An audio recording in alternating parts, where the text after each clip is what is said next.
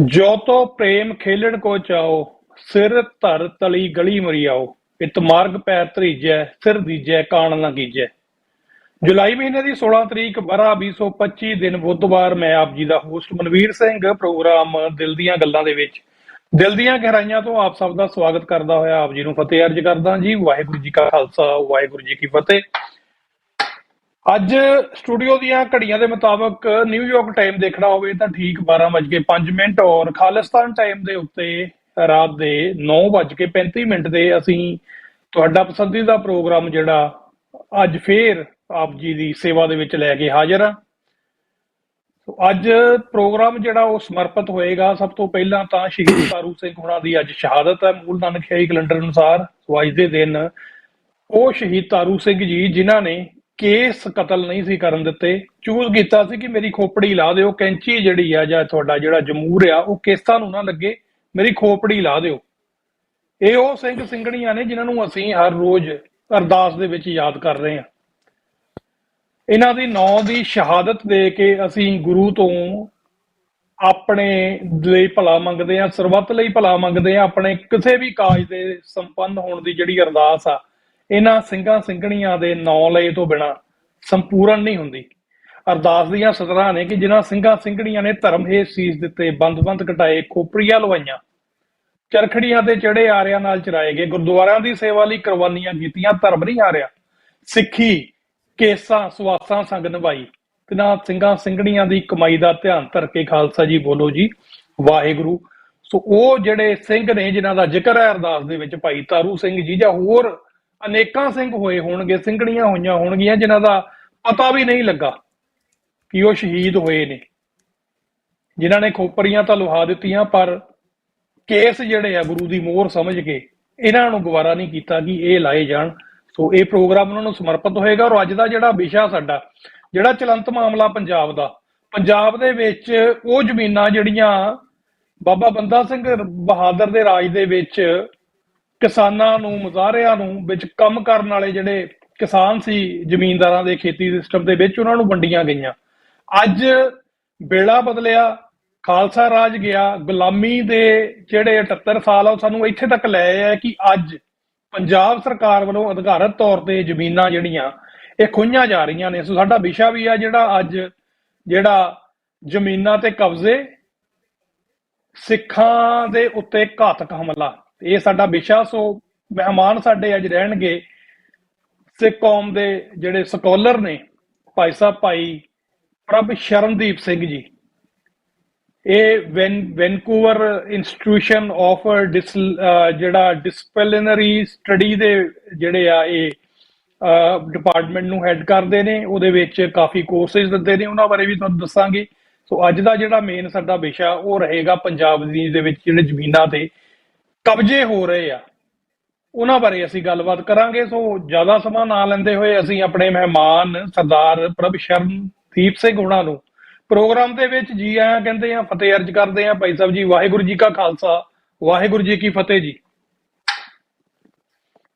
ਵਾਹਿਗੁਰੂ ਜੀ ਕਾ ਖਾਲਸਾ, ਵਾਹਿਗੁਰੂ ਜੀ ਕੀ ਫਤਿਹ। ਭਾਈ ਸਾਹਿਬ ਬਹੁਤ ਮਿਹਰਬਾਨੀ ਮੈਨੂੰ ਮੌਕਾ ਦੇਣ ਲਈ ਇਸ ਵਿਸ਼ੇ ਤੇ ਆਪਣੇ ਵਿਚਾਰ ਸਭ ਨਾਲ ਸਾਂਝੇ ਕਰਨ ਲਈ। ਤੁਹਾਡਾ ਵੀ ਬਹੁਤ ਬਹੁਤ ਧੰਨਵਾਦ ਜੀ, ਤੁਸੀਂ ਬਿਜ਼ੀ ਸਕੇਜੂਲ ਦੇ ਵਿੱਚੋਂ ਸਮਾਂ ਕੱਢਿਆ ਸਾਡੇ ਲਈ। ਭਾਵੇਂ ਤੁਹਾਡੇ ਟਾਈਮ ਜ਼ੋਨ ਦੇ ਵਿੱਚ ਸਮਾਂ ਥੋੜਾ ਹੋਇਆ, ਤੁਸੀਂ ਬਿਜ਼ੀ ਰਹਿੰਦੇ ਹੋ ਦੇਰ ਰਾਤ ਤੱਕ ਵੀ, ਪਰ ਫਿਰ ਵੀ ਤੁਸੀਂ ਸਾਨੂੰ ਸਮਾਂ ਦਿੱਤਾ, ਬਹੁਤ ਬਹੁਤ ਤੁਹਾਡਾ ਸ਼ੁਕਰੀਆ। ਸੋ ਅੱਜ ਸਭ ਤੋਂ ਪਹਿਲਾਂ ਤਾਂ ਆਪਾਂ 1-2 ਮਿੰਟ ਦੇ ਵਿੱਚ ਭਾਈ ਤਾਰੂ ਸਿੰਘ ਹੋਣਾ ਦੀ ਸ਼ਹਾਦਤ ਨੂੰ ਆਪਾਂ ਸਿਜਦਾ ਕਰ ਰਹੇ ਹਾਂ। ਤੁਸੀਂ 1-2 ਸਤਰਾਂ ਦੇ ਵਿੱਚ ਜ਼ਰੂਰ ਕੁਝ ਕਹੋ ਜੀ।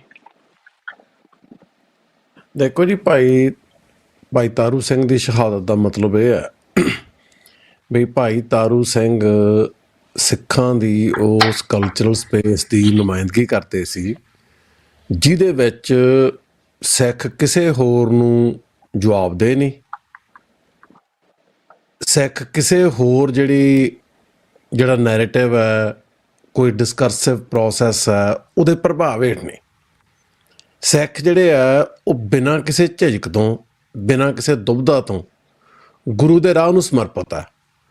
ਅਤੇ ਸੇਵਾ ਦਾ ਆਦਰਸ਼ ਹੈ ਜਿਹੜਾ ਵੀ ਬਿਨਾਂ ਕਿਸੇ ਗਿਣਤੀ ਮਿਣਤੀ ਤੋਂ, ਬਿਨਾਂ ਕਿਸੇ ਡਰ ਭੈ ਤੋਂ, ਬਿਨਾਂ ਕਿਸੇ ਝਿਜਕ ਤੋਂ ਸਿੱਖੀ ਰੱਖਣੀ ਹੈ, ਆਪਣਾ ਸਭ ਕੁਝ ਅਰਪਣ ਕਰ ਦੇਣਾ। ਉਹ ਭਾਈ ਤਾਰੂ ਸਿੰਘ ਜਿਹੜੇ ਆ ਉਹ ਇੱਕ ਸ਼ਹੀਦ ਹੈ ਉਸ ਦੌਰ ਦੇ, ਜਦੋਂ ਬੱਚਾ ਬੱਚਾ ਸ਼ਹੀਦ ਹੋ ਰਿਹਾ, ਮਾਵਾਂ ਸ਼ਹੀਦੀ ਦੇ ਰਹੀਆਂ, ਮਾਵਾਂ ਆਪਣੇ ਨਿੱਕੇ ਨਿੱਕੇ ਬਾਲਾਂ ਦੀ ਸ਼ਹੀਦੀ ਦੇ ਰਹੀਆਂ। ਸੋ ਭਾਈ ਤਾਰੂ ਸਿੰਘ ਨੂੰ ਯਾਦ ਕਰਦਿਆਂ ਸਾਨੂੰ ਇਹ ਯਾਦ ਕਰਨ ਦੀ ਲੋੜ ਹੈ ਕਿ ਭਾਈ ਤਾਰੂ ਸਿੰਘ ਦੇ ਉੱਤੇ ਜਿਹੜਾ ਹੋ ਰਿਹਾ ਸਰੀਰਕ ਜ਼ਬਰ ਸੀ, ਉਹ ਜ਼ਬਰ ਨੂੰ ਲੈਜੀਟੀਮਾਈਜ਼ ਕਰਨ ਲਈ ਜਿਹੜੇ ਕੋਈ ਡਿਸਕਰਸਿਵ ਨੈਟਵਰਕ ਸੀ, ਉਹਨਾਂ ਦਾ ਸਿੱਖਾਂ 'ਚ ਕੋਈ ਪ੍ਰਭਾਵ ਨਹੀਂ ਸੀ। ਭਾਈ ਤਾਰੂ ਸਿੰਘ ਨੂੰ ਕਰਨ ਵਾਲੇ ਸਿੱਖਾਂ ਨੂੰ ਅੰਦਰੋਂ ਡਾਇਲਿਊਟ ਕਰਨ 'ਚ ਕਾਮਯਾਬ ਨਹੀਂ ਹੋਏ। ਅੰਗਰੇਜ਼ਾਂ ਦੇ ਆਉਣ ਨਾਲੇ ਕੰਮ ਸ਼ੁਰੂ ਹੋਇਆ। ਅੰਗਰੇਜ਼ਾਂ ਨੇ ਕੁਝ ਹੱਦ ਤੱਕ ਸਿੱਖਾਂ ਦੀ ਉਹ ਸਪਿਰਿਟ ਅੰਦਰੋਂ ਡਾਇਲਿਊਟ ਕੀਤੀ, ਸਿੱਖਾਂ ਦੀ ਕਲਚਰਲ ਸਪੇਸ ਨੂੰ ਸੈਕੂਲਰਾਈਜ਼ ਕੀਤਾ, ਵੈਸਟਰਨਾਈਜ਼ ਕੀਤਾ।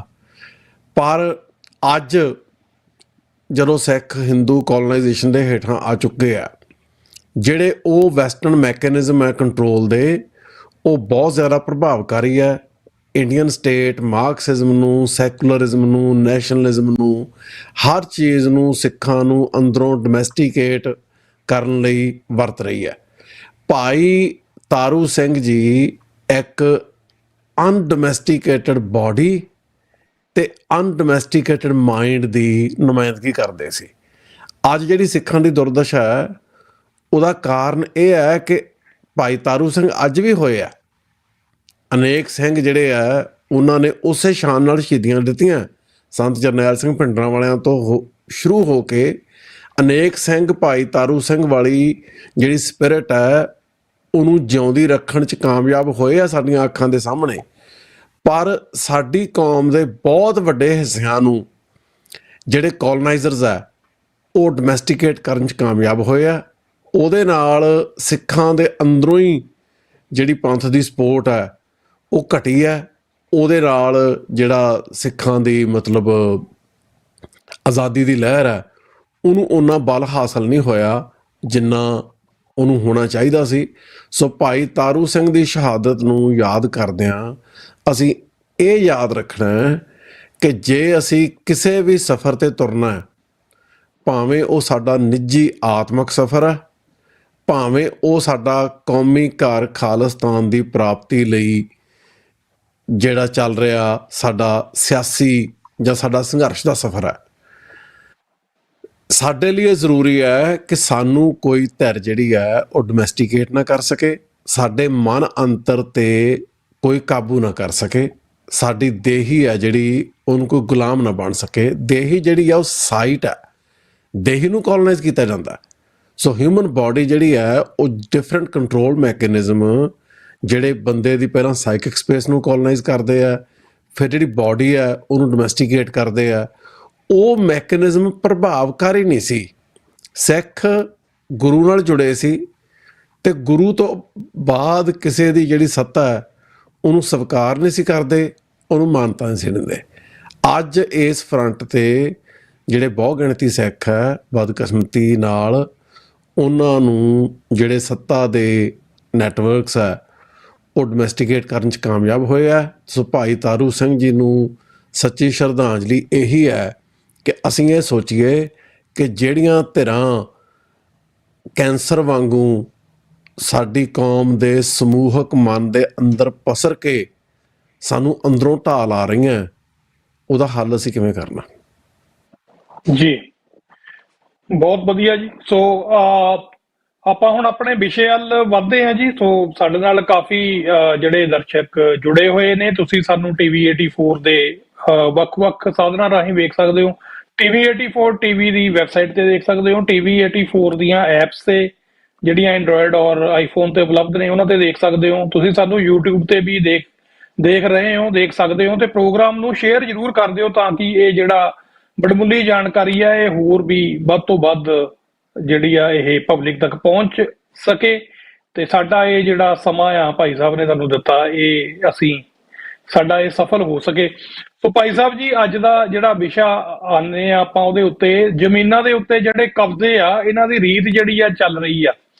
ਸੋ ਇਹਦੇ ਪਿੱਛੇ ਤੁਸੀਂ ਮੁੱਢਲੇ ਤੌਰ ਦੇ ਉੱਤੇ ਕੀ ਕਾਰਨ ਜਿਹੜੇ ਆ ਉਹ ਦੇਖਦੇ ਹੋ, ਤੇ ਇਹ ਕੁਝ ਸਮੇਂ ਦੇ ਵਿੱਚ ਦੇ ਉੱਤੋਂ ਹੀ ਇਹ ਜਿਹੜਾ ਸ਼ੁਰੂ ਹੋਇਆ ਇਹ ਕੰਮ, ਜਾਂ ਇਹ ਕਾਫੀ ਦੇਰ ਤੋਂ ਚੱਲਦਾ ਆ ਰਿਹਾ ਪੰਜਾਬ ਦੇ ਹਵਾਲੇ ਦੇ ਨਾਲ? ਨਹੀਂ, ਵੇਖੋ, ਜਿਹੜੀ ਜਿਹੜੀ ਬੁਨਿਆਦੀ ਗੱਲ ਹੈ ਕਿ ਜਿਹੜੀ ਸੱਤਾ ਨੇ, ਸੱਤਾਧਾਰੀ ਧਿਰ ਨੇ ਪ੍ਰਬੰਧ ਚਲਾਉਣਾ ਹੁੰਦਾ। ਉਹ ਪ੍ਰਬੰਧ ਦੇ ਵਿੱਚ ਬਹੁਤ ਕੁਛ ਹੈ। ਉਹ ਪ੍ਰਬੰਧ ਦੇ ਵਿੱਚ ਜੋ ਕੁਛ ਚੱਲ ਰਿਹਾ ਉਹ ਵੀ ਚਲਾਉਣਾ, ਉਹਦੇ 'ਚ ਨਵੀਂ ਡਿਵੈਲਪਮੈਂਟ ਵੀ ਹੋਣੀ ਹੈ। ਜੇ ਮੰਨ ਲਓ ਇੰਡਸਟਰੀ ਆਉਣੀ ਹੈ, ਆਪਾਂ ਕਹਤਾ ਇੰਡਸਟਰੀ ਆ ਰਹੀ ਹੈ, ਇੰਡਸਟਰੀ ਜੇ ਆਉਣੀ ਹੈ ਉਹਦੇ 'ਚ ਬੰਦੇ ਵੀ ਆਉਣੇ ਆ, ਉਹ ਬੰਦਿਆਂ ਦੇ ਰਹਿਣ ਲਈ ਘਰ ਵੀ ਚਾਹੀਦੇ ਆ। ਸੋ ਜਿਹੜੀ ਡਿਵੈਲਪਮੈਂਟ ਹੈ ਉਹ ਇੱਕ ਤਰੀਕੇ ਨਾਲ ਪਾਰਟ ਆਫ ਦਾ ਪ੍ਰੋਸੈਸ ਹੈ, ਉਹ ਸਮੇਂ-ਸਮੇਂ 'ਤੇ ਹੋਣੀ ਹੁੰਦੀ ਹੈ।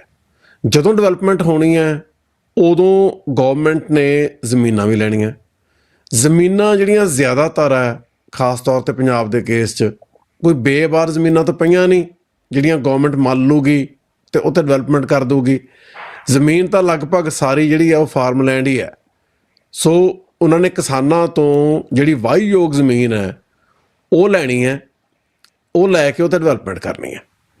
ਹੁਣ ਕੁਐਸਚਨ ਹੈ ਵੀ ਉਹਨਾਂ ਦੀ ਜਿਹੜੀ ਦੋਨੋਂ ਤਰ੍ਹਾਂ ਦੀ ਡਿਵੈਲਪਮੈਂਟ ਹੋਣੀ ਹੈ, ਜਿਹੜੀ ਪ੍ਰਾਈਵੇਟ ਸੈਕਟਰ ਨੇ ਕਰਨੀ ਹੈ ਜਾਂ ਗੌਰਮੈਂਟ ਨੇ ਕਰਨੀ ਹੈ, ਉਹਦੇ 'ਚ ਸਵਾਲ ਹੈ ਵੀ ਕਿਸਾਨਾਂ ਨੂੰ ਉਹਦਾ ਮੁਆਵਜ਼ਾ ਕਿਸ ਕਿਸਮ ਦਾ ਮਿਲਦਾ, ਕਿੰਨਾ ਮਿਲਦਾ, ਕਿੰਨਾ ਨਹੀਂ ਮਿਲਦਾ। ਹੁਣ ਉਹ ਮੁਆਵਜ਼ਾ ਜਿਹੜਾ ਗੌਰਮੈਂਟ ਨੇ ਕਿਸਾਨਾਂ ਨੂੰ ਦੇਣਾ ਹੈ, ਉਹਦੇ ਬਾਰੇ ਜੇ ਮੰਨ ਲਓ ਕਿਸਾਨ ਮਹਿਸੂਸ ਕਰ ਰਹੇ ਆ ਸਾਡੇ ਨਾਲ ਨਿਆਂ ਨਹੀਂ ਹੋ ਰਿਹਾ, ਅਤੇ ਉਹ ਕੀ ਕਰਨਗੇ, ਕਿੱਥੇ ਜਾਣਗੇ? ਉਹ ਆਪਣੇ ਸਿਆਸੀ ਨੁਮਾਇੰਦਿਆਂ ਕੋਲ ਜਾਣਗੇ ਵੀ ਤੁਸੀਂ ਭਾਈ ਸਾਡੀ ਨੁਮਾਇੰਦਗੀ ਕਰੋ, ਸਾਨੂੰ ਇਹਦੇ 'ਚ ਇਨਸਾਫ ਦਵਾਓ ਅਤੇ ਸਾਨੂੰ ਜਿਹੜਾ ਜੋ ਸਾਨੂੰ ਚਾਹੀਦਾ ਉਹ ਸਾਨੂੰ ਮਿਲੇ। ਇਹੀ ਹੈ ਨਾ। ਹੁਣ ਇੰਡੀਅਨ ਸਿਸਟਮ ਦੇ ਵਿੱਚ ਦੋ ਤਰ੍ਹਾਂ ਦੇ ਨੁਮਾਇੰਦੇ ਚੁਣੇ ਜਾਂਦੇ ਆ। ਇੱਕ ਜਿਹੜੇ member of parliament, India the parliament ਜਾਂਦੇ ਆ, ਦੂਜੇ ਜਿਹੜੀ ਪੰਜਾਬ ਅਸੈਂਬਲੀ। ਪਾਰਲੀਮੈਂਟ ਤਾਂ ਆਪਾਂ ਕਈ ਵਾਰੀ ਗੱਲ ਕਰ ਚੁੱਕੇ ਹਾਂ ਵੀ 545 ਦੇ ਹਾਊਸ 'ਚ ਪੰਜਾਬ ਦੇ 13 ਮੈਂਬਰਾਂ ਦੀ ਕੋਈ ਸੇ ਨਹੀਂ, ਕੋਈ ਸੁਣਵਾਈ ਨਹੀਂ। ਉਹ ਸੈਰੇਮੋਨੀਅਲ ਸਪੀਚਸ ਦੇ ਸਕਦੇ ਆ, ਪਰ ਉਹ ਲਾਅ ਮੇਕਿੰਗ ਅਤੇ ਪਾਲਿਸੀ ਮੇਕਿੰਗ ਦੇ ਪ੍ਰੋਸੈਸ ਨੂੰ ਪ੍ਰਭਾਵਿਤ ਕਰਨ ਜੋਗੀ ਵੋਟ ਦੀ ਤਾਕਤ ਨਹੀਂ ਰੱਖਦੇ।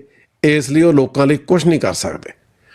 ਹੁਣ ਆ ਗਿਆ ਪੰਜਾਬ ਦੇ ਵਿੱਚ ਜਿਹੜੀ ਪਾਰਟੀ ਇਸ ਵੇਲੇ ਰਾਜ ਕਰ ਰਹੀ ਆ, ਆਮ ਆਦਮੀ ਪਾਰਟੀ, ਉਹਦੇ 92 ਜਿਹੜੇ MLA ਆ ਉਹ ਲੋਕਾਂ ਨੇ ਜਿਤਾਏ। ਇਹ ਬਹੁਤ ਜ਼ਿਆਦਾ ਵੱਡਾ ਮਤਲਬ ਬਹੁਮਤ ਹੈ ਜਿਹੜਾ ਮੇਰੇ ਵੇਖਣ 'ਚ ਕਿਸੇ ਹੋਰ ਨੂੰ ਨਹੀਂ ਮਿਲਿਆ। ਇਹ ਇੱਕ ਰੈਕਡ ਬਹੁਮਤ ਆ। ਮਤਲਬ ਸਰਕਾਰ ਜਿਹੜੀ ਹੈ ਉਹ ਕੁਛ ਵੀ ਕਰਨ ਦੀ ਪੋਜੀਸ਼ਨ 'ਚ ਹੈ, ਪਾਵਰਫੁਲ ਪੋਜੀਸ਼ਨ 'ਚ ਹੈ, ਪਰ ਸਿਸਟਮ ਇਸ ਤਰ੍ਹਾਂ ਦਾ ਵੀ ਇੰਡੀਆ ਦੇ ਵਿੱਚ ਜਿਹੜੇ ਪ੍ਰੋਵਿੰਸਿਸ ਆ ਉਹ ਐਡਮਿਨਿਸਟ੍ਰੇਟਿਵ ਯੂਨਿਟ ਆ, ਕੋਈ ਪਾਲਿਸੀ ਬਣਾ ਨਹੀਂ ਸਕਦੇ, ਸੈਂਟਰਲ ਦੀਆਂ ਪਾਲਿਸੀ ਲਾਗੂ ਕਰਨੀਆਂ। ਇਹ ਹੈਗੀ ਓਫੀਸ਼ੀਅਲ ਪੋਜੀਸ਼ਨ। ਹੁਣ ਆ ਜਾਓ ਅਨਓਫੀਸ਼ੀਅਲ ਪੋਜੀਸ਼ਨ 'ਤੇ।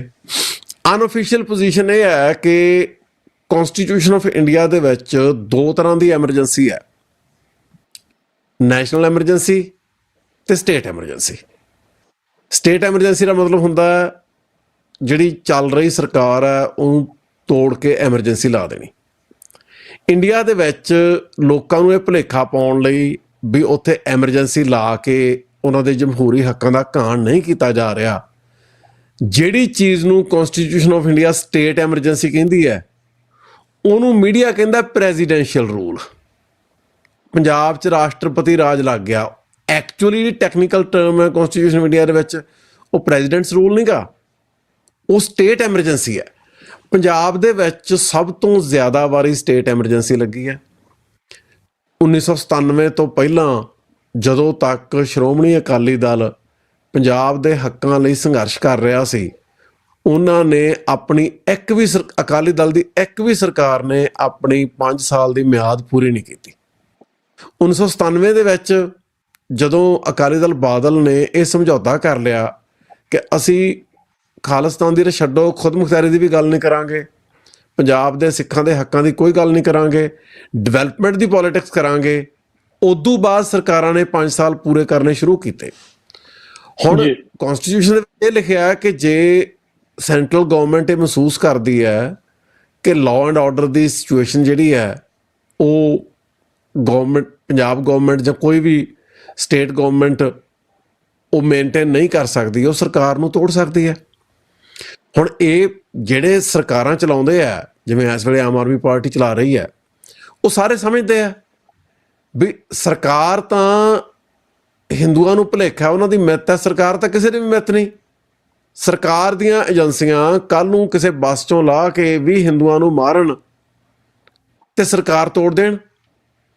ਪੂਰੇ ਇੰਡੀਆ ਦੇ ਵਿੱਚ ਕੌਨਸਟੀਟਿਊਸ਼ਨਲ ਪ੍ਰੋਵੀਜ਼ਨ ਇਹ ਹੈ ਕਿ ਜੇ ਸਰਕਾਰ ਤੋੜ ਕੇ ਸਟੇਟ ਐਮਰਜੈਂਸੀ ਲਾਈ ਜਾਊਗੀ, ਜਿਹਨੂੰ ਪ੍ਰੈਜ਼ੀਡੈਂਟਸ ਰੂਲ ਕਿਹਾ ਜਾਂਦਾ ਹੈ, ਤੇ 6 ਮਹੀਨੇ ਦੇ ਵਿੱਚ ਵਿੱਚ ਇਲੈਕਸ਼ਨ ਕਰਾਉਣੀ ਜ਼ਰੂਰੀ ਹੈ। ਪੰਜਾਬ ਦੇ ਕੇਸ 'ਚ ਇਹ ਗੱਲ ਨਹੀਂ। ਜੇ ਸਟੇਟ ਐਮਰਜੈਂਸੀ ਲਾਈ ਜਾਊਗੀ, ਗਵਰਨਮੈਂਟ ਆਫ ਇੰਡੀਆ ਨੂੰ ਪੰਜਾਬ ਦੇ ਵਿੱਚ 5 ਸਾਲ ਇਲੈਕਸ਼ਨ ਕਰਾਉਣ ਦੀ ਕੋਈ ਲੋੜ ਨਹੀਂ। ਸੋ ਪੰਜਾਬ ਦਾ ਮੁੱਖ ਮੰਤਰੀ ਜਿਹੜਾ ਵੀ ਹੋਵੇ, ਉਹ ਇਹ ਗੱਲ ਸਮਝਦਾ ਹੈ, ਅਕਾਲੀ ਦਲ ਦਾ ਹੋਵੇ, ਕਾਂਗਰਸ ਦਾ ਹੋਵੇ, ਆਮ ਆਦਮੀ ਪਾਰਟੀ ਦਾ ਹੋਵੇ, ਵੀ ਇਹ ਕੱਲ੍ਹ ਨੂੰ ਸਰਕਾਰ ਤੋੜ ਸਕਦੇ ਆ। ਉਦੋਂ ਬਾਅਦ 5 ਸਾਲ ਇਲੈਕਸ਼ਨ ਕਰਾਉਣ ਨਾ ਕਰਾਉਣ, ਤੇ 5 ਸਾਲਾਂ ਨੂੰ ਕਿਹੜੇ ਰਾਜੇ ਦੀ ਪਰਜਾ ਹੋਊਗੀ, ਇਹ ਕਿਸੇ ਨੂੰ ਕਦੇ ਪਤਾ ਨਹੀਂ ਹੁੰਦਾ। ਸੋ ਪੰਜਾਬ ਦੇ ਜਿਹੜੇ ਮੁੱਖ ਮੰਤਰੀ ਹੈ, ਉਹ ਕੇਂਦਰ ਦੀਆਂ ਨੀਤੀਆਂ ਤੇ ਕੋਈ ਸਵਾਲ ਨਹੀਂ ਚੱਕਦੇ। ਉਹ ਕੇਂਦਰ ਦੀਆਂ ਨੀਤੀਆਂ ਦੇ ਵਿੱਚ ਭਾਈਵਾਲ ਬਣ ਕੇ, ਕੇਂਦਰ ਤੋਂ ਵੀ ਅੱਗੇ ਹੋ ਕੇ, ਕੇਂਦਰ ਦੀਆਂ ਸਿੱਖ ਮਾਰੂ ਪੰਜਾਬ ਮਾਰੂ ਨੀਤੀਆਂ ਪੰਜਾਬ ਦੇ ਵਿੱਚ ਲਾਗੂ ਕਰ ਰਹੇ ਆ। ਸੋ ਪੰਜਾਬ ਦੇ ਵਿੱਚ ਜੋ ਕੁਝ ਹੋ ਰਿਹਾ ਉਹ ਹੈਗਾ ਅਨਡੈਮੋਕ੍ਰੈਟਿਕ, ਗੈਰ ਜਮਹੂਰੀ। ਉਹਦੇ 'ਚ ਸਿੱਖਾਂ ਦੇ ਜਿਹੜੇ ਜਮਹੂਰੀ ਹੱਕਾਂ ਦੀ ਸਿੱਧੀ ਵਾਇਲੇਸ਼ਨ ਕੀਤੀ ਜਾ ਰਹੀ ਹੈ। ਜਮਹੂਰੀਅਤ ਦਾ ਇੱਕ ਮਾਹੌਲ ਬਣਾਇਆ ਹੋਇਆ ਪੰਜਾਬ ਦੇ ਸੰਦਰਭ ਦੇ ਵਿੱਚ। ਸੋ ਇਹ ਜਿਹੜਾ ਸਾਰਾ ਮਸਲਾ ਚੱਲਿਆ, ਇਹ ਮਸਲੇ ਦਾ ਮੁੱਖ ਆਧਾਰ ਇਹ ਹੈ ਕਿ ਸਰਕਾਰਾਂ ਜਦੋਂ ਮਰਜ਼ੀ ਜਿਹੜੀ ਮਰਜ਼ੀ ਨੀਤੀ ਲੈ ਆਉਣ, ਇੱਥੇ ਕਿਸੇ ਦੀ ਕੋਈ ਨੁਮਾਇੰਦਗੀ ਨਹੀਂ, ਕੋਈ ਸੁਣਵਾਈ ਨਹੀਂ। ਜਿਵੇਂ ਮਰਜ਼ੀ ਪੰਜਾਬ ਨੂੰ ਉਜਾੜੀ ਜਾਣ, ਪਾਣੀ ਖੋਈ ਜਾਣ, ਜ਼ਮੀਨਾਂ ਖੋਈ ਜਾਣ। ਇਹ ਸਾਰੀ ਸਿਚੁਏਸ਼ਨ ਦਾ ਆਧਾਰ ਹੈ ਜੀ। ਸੋ ਸਰਕਾਰ ਇਸ ਗੱਲ ਦੇ ਉੱਤੇ ਇਹ ਜਿਹੜਾ ਆਪਣਾ ਸਪਸ਼ਟੀਕਰਨ ਦਿੰਦੀ ਆ ਕਿ ਇਹ ਲੀਗਲ ਕੰਮ ਹੈ, ਕਿ ਅਸੀਂ ਜਿਹੜੀ ਜ਼ਮੀਨ ਆ ਕਿਸੇ ਦੀ ਐਕਵਾਇਰ ਕਰ ਸਕਦੇ ਹਾਂ ਡਿਵੈਲਪਮੈਂਟ ਦੇ ਕੰਮ ਵਾਸਤੇ। ਇਹਦੇ 'ਚ ਕਿੰਨੀ ਕੁ ਸੱਚਾਈ ਹੈ ਜੀ? ਨਹੀਂ, ਲਾਅ ਰੱਬ ਨੇ ਤਾਂ ਬਣਾਏ ਨਹੀਂ, ਲਾਅ ਤਾਂ ਸਰਕਾਰਾਂ ਨੇ ਬਣਾਏ ਆ ਨਾ। ਜਦੋਂ ਲੋਕ ਨੁਮਾਇੰਦੇ ਚੁਣਦੇ ਆ, ਉਹ ਨੁਮਾਇੰਦਿਆਂ ਨੇ ਦੋ ਹੀ ਕੰਮ ਕਰਨੇ ਹੁੰਦੇ ਆ, ਲਾਅ ਮੇਕਿੰਗ ਤੇ ਪਾਲਿਸੀ ਮੇਕਿੰਗ। ਲਾਅ ਤਾਂ ਬਣਿਆ, ਉਹ ਲਾਅ ਲੋਕਾਂ ਨੂੰ ਮਾਰਨ ਵਾਲਾ ਹੈ ਕਿ ਲੋਕਾਂ ਨੂੰ ਭਲਾ ਕਰਨ ਵਾਲਾ? ਅਸੀਂ ਕਹਿੰਦੇ ਆ ਇਹ ਕਾਨੂੰਨ ਜਿਹੜਾ ਹੈ ਇਹ ਲੋਕਾਂ ਨੂੰ ਮਾਰਨ ਵਾਲਾ ਹੈ। ਇਹ ਕਾਨੂੰਨ ਦੇ ਵਿੱਚ ਲੋਕਾਂ ਦੀ ਕੋਈ ਸੁਣਵਾਈ ਨਹੀਂ। ਇਹ ਕਾਨੂੰਨ ਦੇ ਤਹਿਤ ਲੋਕਾਂ ਨਾਲ ਇਨਸਾਫ ਨਹੀਂ ਹੋ ਰਿਹਾ। ਇਹ ਕਾਨੂੰਨ ਦੇ ਤਹਿਤ ਲੋਕਾਂ ਦੀਆਂ ਜ਼ਮੀਨਾਂ ਧੱਕੇ ਨਾਲ ਉਹਨਾਂ ਤੋਂ ਖੋਹੀਆਂ ਜਾ ਰਹੀਆਂ। ਅਸੀਂ ਤਾਂ ਇਹ ਕਹਿ ਰਹੇ ਹਾਂ ਜੀ, ਉਹ ਦੱਸਣ ਵੀ ਇਸ ਕਾਨੂੰਨ ਤਹਿਤ ਜਿਹੜੇ ਕਿਸਾਨਾਂ ਦੀਆਂ ਜ਼ਮੀਨਾਂ ਅਕਵਾਇਰ ਕੀਤੀਆਂ ਜਾ ਰਹੀਆਂ, ਉਹਨਾਂ ਨਾਲ ਕਿਵੇਂ ਇਨਸਾਫ ਹੋ ਰਿਹਾ ਜੀ। ਬੁਨਿਆਦੀ ਨੁਕਤਾ ਤਾਂ ਇਹ ਹੈ, ਕਾਨੂੰਨ ਤਾਂ ਹੈ ਹੀ, ਇਹ ਕੋਈ ਸ਼ੱਕ ਹੀ ਨਹੀਂ ਜੀ, ਲੋਕ ਮਾਰੂ ਕਾਨੂੰਨ ਆ। ਔਰ ਇਹਦੇ ਵਿੱਚ ਕਈ ਲੋਕ ਇਹ ਆਰਗੂਮੈਂਟ ਦਿੰਦੇ ਆ ਕਿ ਜ਼ਮੀਨ ਕਿਸਾਨ ਦੀ ਆ ਜੀ, ਉਹ ਆਪਣੀ ਮਰਜ਼ੀ ਦੇ ਨਾਲ ਦੇ ਰਿਹਾ, ਉਹਨੂੰ ਉਹਦਾ ਪੈਸਾ ਮਿਲ ਰਿਹਾ, ਕਿਉਂਕਿ ਖੇਤੀ ਦਾ ਜਿਹੜਾ ਉਹ ਲਾਹੇਵੰਦ ਧੰਦਾ ਰਿਹਾ ਨਹੀਂ। ਹੁਣ ਜਾਂ ਤਾਂ ਉਹ ਆਪਣੇ ਸਿਰ ਦੇ ਉੱਤੇ ਕਰਜ਼ਾ ਚੜ੍ਹੀ ਜਾਵੇ ਤੇ ਜਾਂ ਜ਼ਮੀਨ ਵੇਚ ਕੇ ਵਿਹਲਾ ਹੋਵੇ ਜੀ, ਉਹਨੂੰ 4 ਪੈਸੇ ਸਰਕਾਰ ਦਿੰਦੀ ਆ, ਕੋਈ ਹੋਰ ਕੰਮ ਕਰ ਲਵੇ। ਇਹਦੇ ਉੱਤੇ ਕੀ ਕਹਿਣਾ ਚਾਹੋਗੇ? ਨਹੀਂ, ਦੇਖੋ, ਜਿਹੜੀ ਇੱਕ ਤਾਂ ਪੈਸਾ ਕੌਣ ਦੇ ਰਿਹਾ? ਪੈਸੇ ਦੀ ਆਫਰ ਹੀ ਨਹੀਂ ਹੋਈ ਕੋਈ। ਉਹਨਾਂ ਨੇ ਤਾਂ ਕਿਹਾ ਸੀ ਤੁਹਾਨੂੰ ਪਲਾਟ ਦੇਵਾਂਗੇ। ਉਹ ਪਲਾਟ ਡਿਵੈਲਪਮੈਂਟ ਨੂੰ ਕਿੰਨਾ ਚਿਰ ਲੱਗੂਗਾ? ਡਿਵੈਲਪਮੈਂਟ ਹੋਣ ਤੋਂ ਬਾਅਦ ਉਹ ਪਲਾਟ ਐਕਚੁਅਲੀ ਕਦੋਂ ਮਿਲੂਗਾ? ਉਹ ਪ੍ਰੋਜੈਕਟ ਚੱਲੂਗਾ, ਫੇਲ ਹੋਊਗਾ? ਜੇ ਉਹ ਫੇਲ ਹੋਊਗਾ, ਉਹ ਪਲਾਟ ਦੀ ਵੈਲਿਊ ਕੀ ਰਹਿ ਜੂਗੀ? ਹੁਣ ਤਾਂ ਅਸੰਪਸ਼ਨ ਹੀ ਆ ਨਾ ਪਲਾਟ ਮਹਿੰਗੇ ਹੋਣਗੇ। ਗੱਲ ਤਾਂ ਇਹ ਹੈ, ਕਿਸਾਨਾਂ ਨੂੰ ਕੁਛ ਨਹੀਂ ਦਿੱਤਾ ਜਾ ਰਿਹਾ, ਕਿਸਾਨਾਂ ਨੂੰ ਵਰਗਲਾਇਆ ਜਾ ਰਿਹਾ। ਤੁਹਾਨੂੰ ਅਸੀਂ ਪਲਾਟ ਦੇਵਾਂਗੇ, ਪਹਿਲੀ ਗੱਲ। ਦੂਜੀ ਗੱਲ ਇਹ ਹੈ, ਜਿਹੜਾ ਵਪਾਰ ਹੈ, ਕਿਸਾਨਾਂ ਕੋਲ ਤਾਂ ਵਪਾਰ ਦਾ ਕੋਈ ਤਜਰਬਾ ਨਹੀਂ, ਕੋਈ ਸਕਿੱਲ ਨਹੀਂ। ਜਿਹੜਾ ਕੰਮ ਕਿਸੇ ਨੇ ਕੀਤਾ ਨਹੀਂ ਸਾਰੀ ਉਮਰ, ਉਹ ਕਿਵੇਂ ਕਰਨਗੇ? ਪੈਸੇ ਪੈਸੇ ਖੁਰ ਜਾਂਦੇ ਆ ਕਿਸੇ ਦੇ ਵੀ ਹੱਥ 'ਚ ਹੋਣ। ਅੱਜ ਉਹਨਾਂ ਕੋਲ ਜ਼ਮੀਨਾਂ, ਉਹ ਪਿਤਾ ਪੁਰਖੀ ਆਪਦਾ ਕਿੱਤਾ ਕਰ ਰਹੇ ਆ, ਤੇ ਉਹਦੇ ਚੋਂ ਆਪਦੀ ਰੋਟੀ ਚਲਾਉਣ ਦੀ ਕੋਸ਼ਿਸ਼ ਕਰ ਰਹੇ ਆ, ਜਿਹੜੀ ਕਿ ਚੱਲਦੀ ਨਹੀਂ, ਕਿਉਂਕਿ ਕਿਸਾਨਾਂ ਨੂੰ ਉਹਨਾਂ ਦੀਆਂ ਜ਼ਮੀਨਾਂ ਦੇ ਪੂਰੇ ਮੁਆਵਜ਼ੇ ਨਹੀਂ ਮਿਲਦੇ, ਪੂਰੇ ਮੁੱਲ ਨਹੀਂ ਮਿਲਦੇ, ਉਹਨਾਂ ਦੀ ਜ਼ਮੀਨਾਂ ਦੀ ਐਕਸਪਲੋਇਟੇਸ਼ਨ ਕੀਤੀ ਜਾ ਰਹੀ ਹੈ। ਸਾਰਾ ਜਿਹੜਾ ਸਿਸਟਮ ਹੈ ਉਹ ਛੋਟੀ ਕਿਸਾਨੀ ਨੂੰ ਖਤਮ ਕਰਨ ਵਾਲੇ ਪਾਸੇ ਜਾ ਰਿਹਾ ਤੇ ਕਾਰਪੋਰੇਟ ਕਿਸਾਨੀ ਨੂੰ ਖੜੀ ਕਰਨ ਵਾਲੇ ਪਾਸੇ ਜਾ ਰਿਹਾ। ਸੋ ਕਿਸਾਨ ਤਾਂ ਪਹਿਲਾਂ ਹੀ ਮਰ ਰਹੇ ਆ, ਮਰੇ ਹੋਇਆਂ ਨੂੰ ਹੋਰ ਮਾਰਨ ਵਾਲੇ ਕਾਨੂੰਨ ਲਿਆਂਦੇ ਜਾ ਰਹੇ ਆ। ਸੋ ਇਹਦੇ 'ਚ ਜਿਹੜੀ ਬੁਨਿਆਦੀ ਨੁਕਤਾ ਇਹ ਆ ਨਾ ਵੀ ਲੋਕਾਂ ਨੇ ਵੋਟਾਂ ਪਾਈਆਂ ਤੇ ਲੋਕਾਂ ਨੇ ਨੁਮਾਇੰਦੇ ਚੁਣ ਲਏ। ਹੁਣ ਪੰਜਾਬ ਦਾ ਮੁੱਖ ਮੰਤਰੀ ਇੱਕ ਚੁਣੇ ਹੋਏ ਮੁੱਖ ਮੰਤਰੀ ਵਾਂਗੂ ਕੰਮ ਨਹੀਂ ਕਰ ਰਿਹਾ, ਉਹ ਪੰਜਾਬ ਦੇ ਰਾਜੇ ਵਾਂਗੂ ਕੰਮ ਕਰ ਰਿਹਾ, ਜਿਹੜਾ ਦਿੱਲੀ ਦੇ ਮਹਾਰਾਜੇ ਦੇ ਥੱਲੇ ਅਧੀਨ ਹੈ। ਸੋ ਲੋਕਾਂ ਦੀ ਤਾਂ ਕੋਈ ਸੁਣਵਾਈ ਨਹੀਂ। ਲੋਕਾਂ ਦੀ ਸੁਣਵਾਈ ਜਿਹੜੀ ਹੈ ਉਹ ਕਿਵੇਂ ਮਿਨੀਮਾਈਜ਼ ਕਰਨੀ ਹੈ, ਕਿਵੇਂ ਉਹਨੂੰ ਅਰਥਹੀਨ ਬਣਾਉਣਾ ਹੈ, ਇਸ ਮਾਮਲੇ 'ਚ ਤਾਂ ਬਹੁਤ ਉਹਨਾਂ ਦਾ ਅਨੁਭਵ ਹੈ। ਬਹੁਤ ਕੁਛ ਉਹ ਸਿੱਖ ਚੁੱਕੇ ਆ, ਬਹੁਤ ਕਿਸਮ ਦੇ ਤਜਰਬੇ ਉਹ ਕਰ ਚੁੱਕੇ ਆ। ਸੋ ਇਹਦੇ 'ਚ ਕੋਈ ਇਨਸਾਫ ਦੀ ਕੋਈ ਸੰਭਾਵਨਾ ਹੀ ਨਹੀਂ ਜੀ।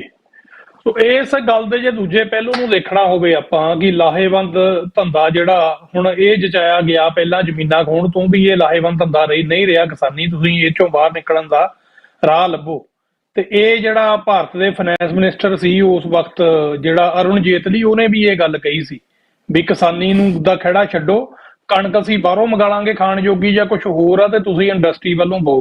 ਹੁਣ ਗੱਲ ਇਹ ਆ ਵੀ ਜਿਹੜਾ ਪੰਜਾਬ ਸੋ ਕਾਲਡ ਆਜ਼ਾਦੀ, ਪਾਵਰ ਆਫ ਟਰਾਂਸਫਰ ਜਿਹਨੂੰ ਕਹਿੰਦੇ ਆ, ਉਸ ਤੋਂ ਬਾਅਦ ਕਈ ਦਹਾਕਿਆਂ ਤੱਕ ਜਿਹੜਾ ਨੰਬਰ 1 ਸੂਬਾ ਰਿਹਾ, ਜਿਹੜਾ ਸਾਰੇ ਰੈਸਟ ਆਫ ਸਾਊਥ ਏਸ਼ੀਆ ਜਿਹਨੂੰ ਹੁਣ ਇੰਡੀਆ ਕਹਿ ਦਿੰਦੇ ਆ, ਉਹਦਾ ਢਿੱਡ ਭਰਨ ਦੇ ਵਿੱਚ। ਤੇ ਇਹੋ ਜਿਹੀ ਜ਼ਹਿਰਖੇਜ਼ ਧਰਤੀ ਆ ਜਿਹੜੀ, ਜਿਹਨੂੰ ਦੁਨੀਆ ਤਰਸਦੀ ਆ, ਉਹਨੂੰ ਇੰਡਸਟਰੀਅਲਾਈਜ਼ ਕਰਕੇ ਉੱਥੇ ਦੀ ਪੈਦਾਵਾਰ ਖਤਮ ਕਰਨੀ, ਇਹ ਕਿੰਨੀ ਕੁ ਜਿਹੜੀ ਆ ਇਹ ਸਹੀ ਪਾਲਿਸੀ ਆ ਗੌਰਮੈਂਟ ਦੀ?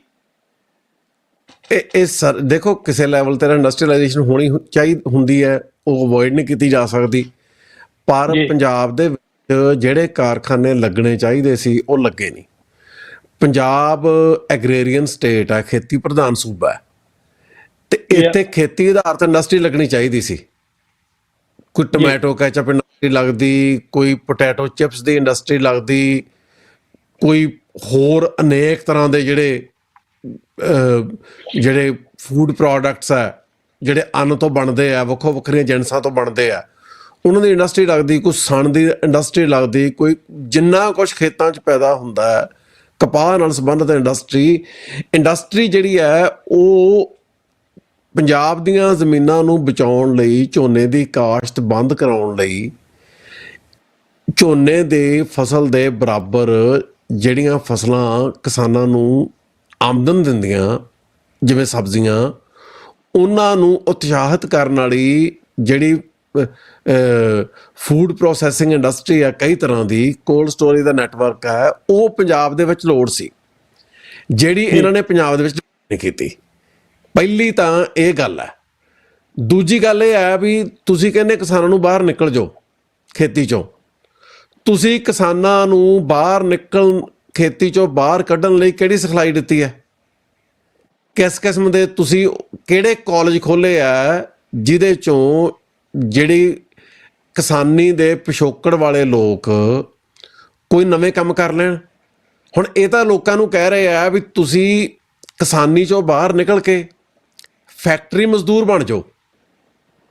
ਫੈਕਟਰੀ ਮਜ਼ਦੂਰ ਤੁਹਾਨੂੰ ਜਿਹੜੀਆਂ ਮਿਨੀਮਮ ਵੇਜਸ ਦੇਣ, ਤੁਸੀਂ ਭੁੱਖੇ ਮਰੋ, ਖੰਗਾਲਾਂ ਵਾਂਗੂ ਰਹੋ। ਜਿਹੜੀ ਧਰਤੀ ਸੋਨਾ ਉਗਲ ਰਹੀ ਹੈ, ਜਿਹੜੇ ਪੰਜਾਬ ਦੇ ਛੋਟੇ ਜਿਹੇ ਖਿੱਤੇ ਨੇ, ਹਿੰਦੁਸਤਾਨ ਦਾ ਇੱਕ ਵੇਲੇ ਤੱਕ 73% ਦੇ ਨੇੜੇ ਝੋਨਾ ਤੇ ਮਤਲਬ 65% ਤੋਂ ਉੱਤੇ ਜਿਹੜੀ ਕਣਕ ਹੈ ਸਨ 2000 ਤੱਕ ਪੰਜਾਬ ਪੈਦਾ ਕਰਦਾ ਰਿਹਾ। ਅੱਜ ਵੀ ਪੰਜਾਬ 40% ਪੈਦਾ ਕਰ ਰਿਹਾ। ਹੁਣ ਗੱਲ ਕੀ ਹੈ? ਸਿੱਖ ਲੀਡਰਸ਼ਿਪ ਨੂੰ ਇਸ ਗੱਲ ਦਾ ਪਤਾ ਸੀ ਕਿ ਜਿਸ ਪਾਸੇ ਗੱਲ ਜਾ ਰਹੀ ਹੈ ਇਹਦੇ ਨਾਲ ਸਾਨੂੰ ਇਹਨਾਂ ਨੇ ਮੁਕੰਮਲ ਤੌਰ ਤੇ ਬਰਬਾਦ ਕਰ ਦੇਣਾ। ਸਿੱਖ ਵਿਦਵਾਨ ਸਰਦਾਰ ਕਪੂਰ ਸਿੰਘ ਨੇ ਇਹ ਸਾਰੀਆਂ ਗੱਲਾਂ ਸਮੇਂ ਸਿਰ ਸਮਝੀਆਂ, ਅਕਾਲੀ ਲੀਡਰਸ਼ਿਪ ਨੂੰ ਸਮਝਾਈਆਂ, ਅਕਾਲੀ ਲੀਡਰਸ਼ਿਪ ਨੂੰ ਇਸ ਗੱਲ ਲਈ ਸਹਿਮਤ ਕੀਤਾ ਕਿ ਉਹ ਪੰਜਾਬ ਲਈ ਜਿਹੜੀ ਫੈਡਰਲ ਸਿਸਟਮ ਆਧਾਰਿਤ ਖੁਦਮੁਖਤਿਆਰੀ ਹੈ ਉਹਦੇ ਲਈ ਸੰਘਰਸ਼ ਕਰੇ। ਉਹਨਾਂ ਨੇ ਆਪਣੇ ਹੱਥਾਂ ਨਾਲ ਅਨੰਦਪੁਰ ਸਾਹਿਬ ਦਾ ਮਤਾ ਤਿਆਰ ਕੀਤਾ ਅਤੇ ਅਨੰਦਪੁਰ ਸਾਹਿਬ ਦੇ ਮਤੇ ਨੂੰ ਉਹ ਬਹੁਤ ਸੰਘਰਸ਼ ਕਰਕੇ ਸ਼੍ਰੋਮਣੀ ਅਕਾਲੀ ਦਲ ਦੇ ਜਿਹੜੇ ਓਫੀਸ਼ੀਅਲ ਪੋਲੀਟੀਕਲ ਪ੍ਰੋਗਰਾਮ ਦੇ ਤੌਰ 'ਤੇ ਲਾਗੂ ਕਰਾਉਣ 'ਚ ਕਾਮਯਾਬ ਹੋਏ। ਹੁਣ ਅਨੰਦਪੁਰ ਸਾਹਿਬ ਦਾ ਪੰਜਾਬ ਲਈ ਉਸ ਖੁਦਮੁਖਤਿਆਰੀ ਦੀ ਮੰਗ ਕਰ ਰਿਹਾ ਸੀ ਜਿਹੜੀ ਕੈਨੇਡਾ ਜਾਂ ਅਮਰੀਕਾ ਦੇ ਕਿਸੇ ਵੀ ਸੂਬੇ ਕੋਲੇ ਹੈਗੀ ਹੈ। ਉਹ ਮਤਾ ਲਾਗੂ ਕਰਾਉਣ ਲਈ, ਖੁਦਮੁਖਤਿਆਰੀ ਹਾਸਲ ਕਰਨ ਲਈ ਧਰਮ ਯੁੱਧ ਮੋਰਚਾ ਲੱਗਿਆ। ਉਹਦੇ ਜਵਾਬ 'ਚ ਕੇਂਦਰੀ ਹਕੂਮਤ ਨੇ ਦਰਬਾਰ ਸਾਹਿਬ ਤੇ ਅਨੇਕ ਹੋਰ ਗੁਰਧਾਮਾਂ 'ਤੇ ਫੌਜੀ ਹਮਲਾ ਕੀਤਾ, ਸਿੱਖਾਂ ਦੀ ਨਸਲਕੁਸ਼ੀ ਕੀਤੀ। ਉਸ ਤੋਂ ਬਾਅਦ 29 ਅਪ੍ਰੈਲ 1986 ਨੂੰ ਪੰਥਕ ਕਮੇਟੀ ਨੇ ਖਾਲਿਸਤਾਨ ਦਾ ਐਲਾਨ ਕੀਤਾ ਵੀ ਹੁਣ ਅਸੀਂ ਹਿੰਦੁਸਤਾਨ ਦੇ ਨਾਲ ਨਹੀਂ ਰਹਿਣਾ।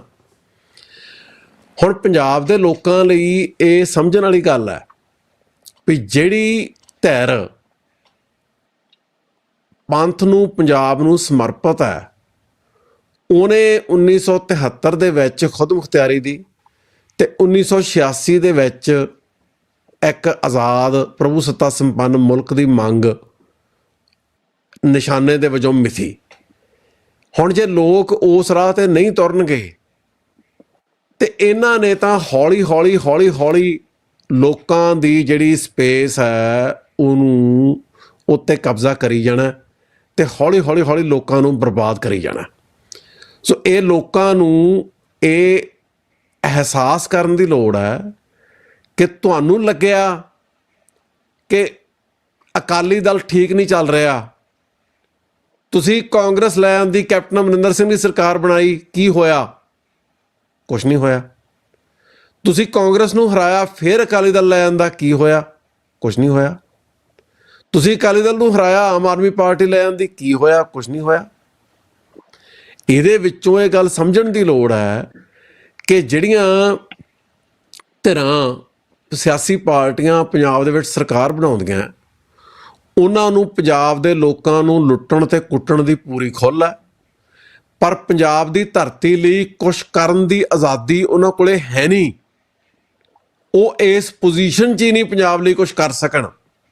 ਇਸ ਢਾਂਚੇ ਦੇ ਵਿੱਚ ਬੁਨਿਆਦੀ ਤਬਦੀਲੀ ਬਗੈਰ ਲੋਕਾਂ ਦਾ ਕੁਛ ਨਹੀਂ ਬਣਨਾ।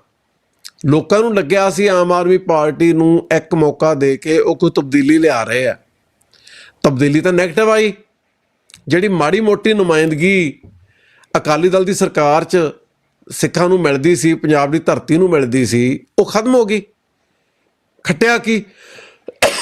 ਸੋ ਇਹ ਮਸਲੇ ਆ ਜਿਹੜੇ, ਇਹ ਮਸਲੇ ਜਿਹੜੀ ਸਿੱਖਾਂ ਦੀ ਹਿੰਦੁਸਤਾਨੀ ਬਸਤੀਵਾਦ ਦੇ ਤਹਿਤ ਜਿਹੜੀ ਸਿੱਖਾਂ ਦੀ ਇੱਕ ਸਥਿਤੀ ਹੈ ਬਣੀ ਹੋਈ ਜੀ, ਉਸ ਸਥਿਤੀ ਦੇ ਵਿੱਚੋਂ ਇਹ ਮਸਲੇ ਨਿਕਲੇ ਆ। ਇਹ ਮਸਲੇ ਕੋਈ ਐਂ ਨਹੀਂ ਗਾ ਵੀ ਵੈਸੇ ਹੀ ਕੋਈ ਮਸਲੇ ਪੈਦਾ ਹੋ ਗਏ ਤੇ ਉਹਦਾ ਮਤਲਬ ਕੋਈ ਨਾ ਕੋਈ ਸਰਕਾਰ ਜਿਹੜੀ ਹੈ ਉਹ ਕੋਈ ਹੱਲ ਕਰ ਦੂਗੀ। ਨਹੀਂ, ਹਿੰਦੁਸਤਾਨੀ ਹਕੂਮਤ ਪੰਜਾਬ ਨੂੰ ਇੱਕ ਬਸਤੀ ਵਜੋਂ ਲੈ ਰਹੀ ਹੈ, ਬਸਤੀ ਵਾਲਾ ਟ੍ਰੀਟਮੈਂਟ ਮਿਲ ਰਿਹਾ ਤੇ ਇਹ ਬਸਤੀਵਾਦ ਹੈ ਜਿਹੜਾ ਇਹ ਖਤਮ ਹੋਣਾ ਚਾਹੀਦਾ। ਇਹ ਮਸਲੇ ਦਾ ਹੋਰ ਕੋਈ ਹੱਲ ਨਹੀਂ ਜੀ। ਸਾਡੇ ਕਈ ਮੈਸੇਜ ਵੀ ਆ ਰਹੇ ਆ YouTube ਤੇ ਜਿਹੜੇ ਕਹਿ ਰਹੇ ਆ ਵੀ ਤੁਸੀਂ ਪੇਡ ਪ੍ਰੋਪੋਗੰਡਾ ਕਰ ਰਹੇ ਹੋ। ਹੁਣ ਆ ਜਿਹੜੀ ਬਸਤੀਵਾਦ ਦੀ ਗੱਲ ਹੋ ਰਹੀ ਆ, ਇਹ ਅਸੀਂ ਕੋਲੋਂ ਨਹੀਂ ਕਰ ਰਹੇ, ਅਸੀਂ ਤਾਂ ਕਰ ਹੀ ਰਹੇ ਹਾਂ, ਪਰ ਇਹ ਇੱਕ ਪਾਣੀਆਂ ਦੇ ਮਸਲੇ ਦੇ ਸੰਬੰਧ ਦੇ ਵਿੱਚ ਇੱਕ ਸੁਣਵਾਈ ਦੇ ਦੌਰਾਨ Punjab and Haryana high court ਦੇ ਜੱਜ ਨੇ ਇਹ ਗੱਲ ਅਟਾਰਨੀ ਜਨਰਲ ਆਫ ਇੰਡੀਆ ਨੂੰ ਪੁੱਛੀ ਸੀ ਕਿ ਤੁਸੀਂ ਸਾਨੂੰ ਦੱਸੋ ਕਿ ਕੀ ਤੁਸੀਂ ਪੰਜਾਬ ਨੂੰ ਇੱਕ ਕਲੋਨੀ ਸਮਝਦੇ ਹੋ। ਸੋ ਭਾਈ ਸਾਹਿਬ ਫੈਕਟ ਚੈੱਕ ਤੁਸੀਂ ਕਰੋ। ਮੈਸੇਜ ਤੁਸੀਂ ਕਰ ਲੈਂਦੇ, ਤੁਹਾਡਾ ਧੰਨਵਾਦ।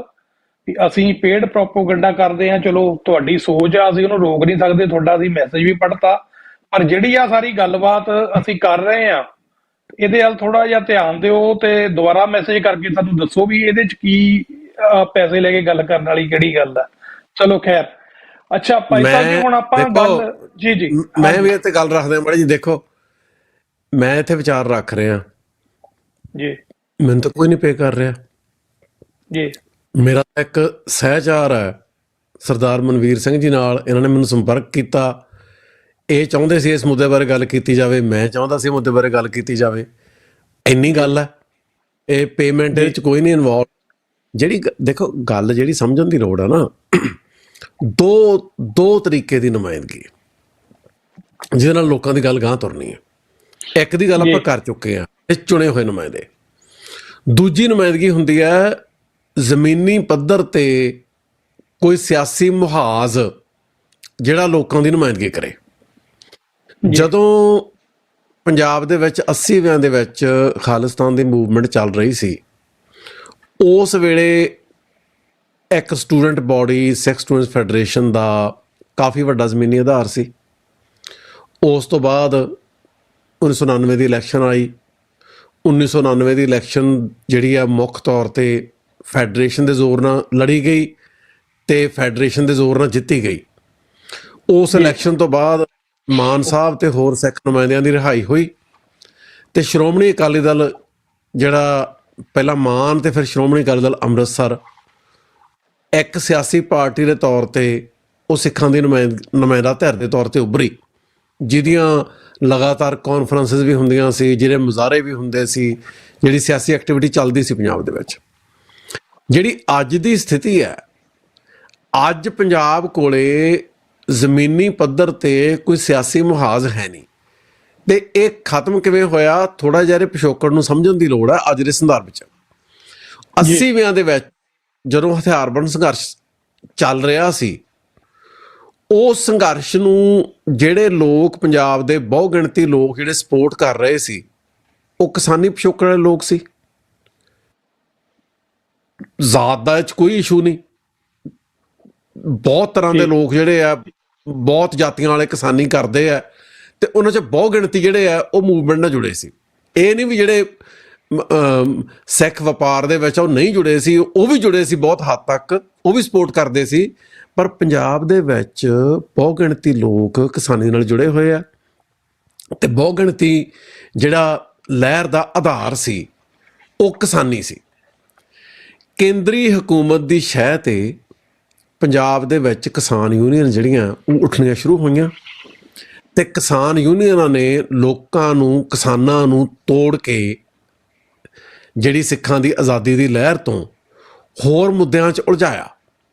ਹੁਣ ਉਹਦੇ 'ਚ ਦੋ ਟਰਮਜ਼ ਕ੍ਰਿਟੀਕਲ ਹੈ ਜਿਹੜੀਆਂ ਆਪਾਂ ਨੂੰ ਸਮਝਣ ਦੀ ਲੋੜ ਹੈ। ਇੱਕ ਹੁੰਦੀ ਹੈ ਆਇਡੈਂਟੀ ਪੋਲੀਟਿਕਸ, ਦੂਜੀ ਟ੍ਰੇਡ ਯੂਨੀਅਨ ਪੋਲੀਟਿਕਸ। ਆਇਡੈਂਟੀ ਪੋਲੀਟਿਕਸ ਹੈ ਜੀ, ਉਹਨੂੰ ਕਹਿੰਦੇ ਆ ਜਿਸ 'ਚ ਲੋਕੀ ਆਪਣੀ ਪਛਾਣ, ਆਪਣੀ ਸੱਭਿਆਚਾਰਕ, ਧਾਰਮਿਕ, ਸਿਆਸੀ ਪਛਾਣ ਲਈ ਲੜਾਈ ਲੜਦੇ ਆ। ਟ੍ਰੇਡ ਯੂਨੀਅਨ ਪੋਲੀਟਿਕਸ ਆ ਜਿਹੜੀ, ਉਹ ਆ ਵੀ ਜਿਹੜੇ ਲੋਕਾਂ ਦੇ ਰੋਜ਼ਮਰਾ ਦੇ ਅਧਿਕਾਰ ਹੈ, ਬਈ ਮੁਲਾਜ਼ਮਾਂ ਦੇ ਕੀ ਅਧਿਕਾਰ ਹੈ, ਕਿਸਾਨਾਂ ਦੇ ਕੀ ਅਧਿਕਾਰ ਹੈ, ਉਹ ਟ੍ਰੇਡ ਯੂਨੀਅਨ ਪੋਲੀਟਿਕਸ। ਹੁਣ ਟ੍ਰੇਡ ਯੂਨੀਅਨ ਪੋਲੀਟਿਕਸ ਹੈ ਜਿਹੜੀ, ਉਹ ਜਿਹੜੀ ਲੋਕਾਂ ਦੀ ਆਪਣੀ ਹੋਂਦ ਦੀ ਲੜਾਈ ਹੈ ਉਹਦੇ ਖਿਲਾਫ ਖੜਦੀ ਹੈ। ਕਿਸਾਨ ਯੂਨੀਅਨਾਂ ਨੇ ਟ੍ਰੇਡ ਯੂਨੀਅਨ ਪੋਲੀਟਿਕਸ ਖੜੀ ਕਰਕੇ ਲੋਕਾਂ ਨੂੰ ਉਹਨਾਂ ਦੀ ਹੋਂਦ ਦੀ ਲੜਾਈ ਤੋਂ ਤੋੜ ਕੇ ਇੱਕ ਹੋਰ ਰਾਹ ਵਿਖਾਤਾ। ਹੁਣ ਕਿਸਾਨ ਯੂਨੀਅਨਾਂ ਜਿਹੜੀਆਂ ਸੋ ਕਾਲਡ ਸੰਘਰਸ਼ ਕਰਦੀਆਂ, ਉਹ ਕੀ ਕਰਦੀਆਂ?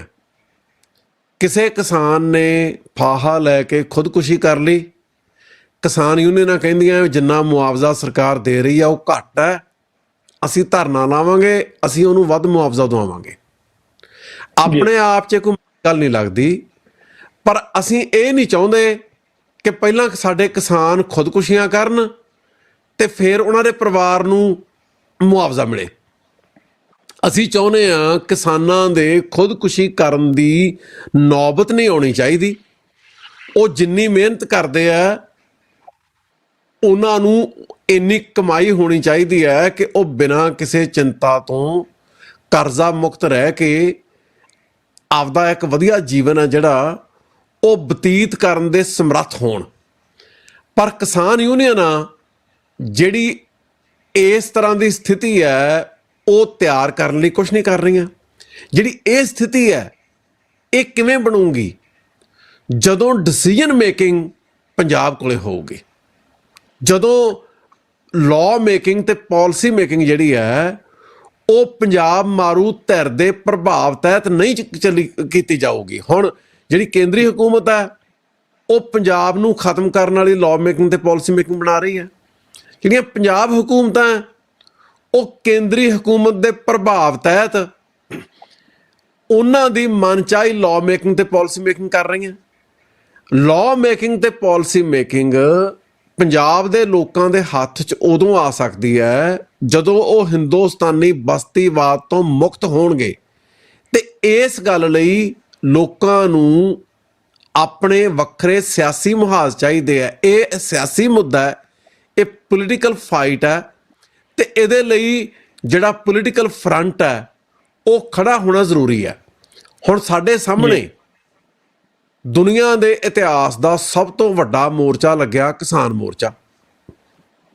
ਕਿਸਾਨ ਮੋਰਚੇ ਤੋਂ ਘਟੀਆ ਮਜ਼ਾਕ ਸਾਡੇ ਲੋਕਾਂ ਨਾਲ ਹੋਰ ਕੋਈ ਨਹੀਂ ਹੋਇਆ ਹੋਣਾ।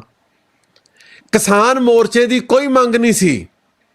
ਕਿਸਾਨ ਮੋਰਚਾ ਕਿਸੇ ਸਿਸਟੈਮਿਕ ਚੇਂਜ ਦੀ ਮੰਗ ਨਹੀਂ ਸੀ ਕਰ ਰਿਹਾ। ਕਿਸਾਨ ਮੋਰਚੇ ਦੀ ਮੰਗ ਇਹ ਸੀ ਕਿ 3 ਕਾਨੂੰਨ ਜਿਨ੍ਹਾਂ ਨੇ ਲੋਕਾਂ ਨੂੰ ਹੋਰ ਮਾਰਨਾ ਉਹ ਰੱਦ ਕੀਤੇ ਜਾਣ। ਉਹ ਕਾਨੂੰਨ ਰੱਦ ਹੋ ਗਏ, ਪਰ ਸਮਝਣ ਵਾਲੀ ਗੱਲ ਇਹ ਹੈ ਉਹਨਾਂ ਕਾਨੂੰਨਾਂ ਦੇ ਉਹ ਬਿੱਲ ਪੇਸ਼ ਹੋਣ ਤੋਂ ਪਹਿਲਾਂ ਦਹਾਕਿਆਂ ਤੋਂ ਕਿਸਾਨ ਤਾਂ ਖੁਦਕੁਸ਼ੀਆਂ ਕਰ ਰਹੇ ਆ। ਜਿਹੜੀਆਂ ਕਿਸਾਨ ਮਾਰੂ ਨੀਤੀਆਂ, ਲੋਕ ਮਾਰੂ ਨੀਤੀਆਂ ਦਹਾਕਿਆਂ ਤੋਂ ਲਾਗੂ ਹੋ ਰਹੀਆਂ ਤੇ ਲੋਕਾਂ ਦਾ ਘਾਣ ਕਰ ਰਹੀਆਂ, ਉਹਨਾਂ ਨੂੰ ਬਦਲਣ ਲਈ ਤਾਂ ਕਿਸਾਨ ਮੋਰਚੇ ਨੇ ਕੁਛ ਕੀਤਾ ਨਹੀਂ। ਸੋ ਕਿਸਾਨ ਮੋਰਚੇ ਨੇ ਲੋਕਾਂ ਨੂੰ ਭੁਲੇਖਾ ਪਾਇਆ ਕਿ ਉਹਨਾਂ ਦੇ ਮਸਲੇ ਹੱਲ ਕਰਾਉਣ ਲਈ ਕੋਈ ਵੱਡਾ ਸੰਘਰਸ਼ ਜਿਹੜਾ ਉਹ ਕੀਤਾ ਜਾ ਰਿਹਾ। ਅਸਲ 'ਚ ਉਸ ਸੰਘਰਸ਼ ਦਾ ਤਾਂ ਕੋਈ ਨਿਸ਼ਾਨਾ ਹੀ ਨਹੀਂ ਸੀ। ਉਸ ਸੰਘਰਸ਼ ਦੀ ਤਾਂ ਕੋਈ ਮੰਗ ਹੀ ਨਹੀਂ ਸੀ ਜਿਸ 'ਚ ਕੋਈ ਤਬਦੀਲੀ ਆ ਸਕੇ। ਸੋ ਜਿਹੜੀ ਕਿਸਾਨ ਯੂਨੀਅਨਾਂ ਨੇ ਪੰਜਾਬ ਦੀ ਪੋਲੀਟੀਕਲ ਸਪੇਸ ਦੇ ਉੱਤੇ ਕੇਂਦਰੀ ਹਕੂਮਤਾਂ ਦੀ ਸ਼ਹਿ ਨਾਲ ਕਬਜ਼ਾ ਕੀਤਾ, ਉਹਨਾਂ ਨੇ ਪੰਜਾਬ ਦੇ ਹੱਕਾਂ ਲਈ ਲੜਨ ਵਾਲੇ ਜਿਹੜੇ ਸਿਆਸੀ ਮੁਹਾਜ਼ ਹੈ ਉਹਨਾਂ ਤੋਂ ਲੋਕਾਂ ਨੂੰ ਤੋੜ ਕੇ, ਵਰਗਲਾ ਕੇ, ਭੁਲੇਖਾ ਪਾ ਕੇ ਆਪਣੇ ਨਾਲ ਜੋੜ ਲਿਆ। ਗੁੰਮਰਾਹ ਹੋਏ ਵਿਚਾਰੇ ਲੋਕ ਆਪਣੇ ਸਿਆਸੀ ਮੁਹਾਜ਼ ਗਵਾ ਬੈਠੇ। ਹੁਣ ਇਸ ਵੇਲੇ ਕੀ ਹੋ ਰਿਹਾ? ਕਾਨੂੰਨਾਂ ਦੇ ਵਿੱਚ ਲਿਖਿਆ ਕਿ ਕਿਸਾਨਾਂ ਨੇ ਵਲੰਟਰੀਲੀ ਜ਼ਮੀਨ ਦੇਣੀ ਹੈ, ਉਹ ਹਾਂ ਜਾਂ ਨਾ ਕਰ ਸਕਦੇ ਆ।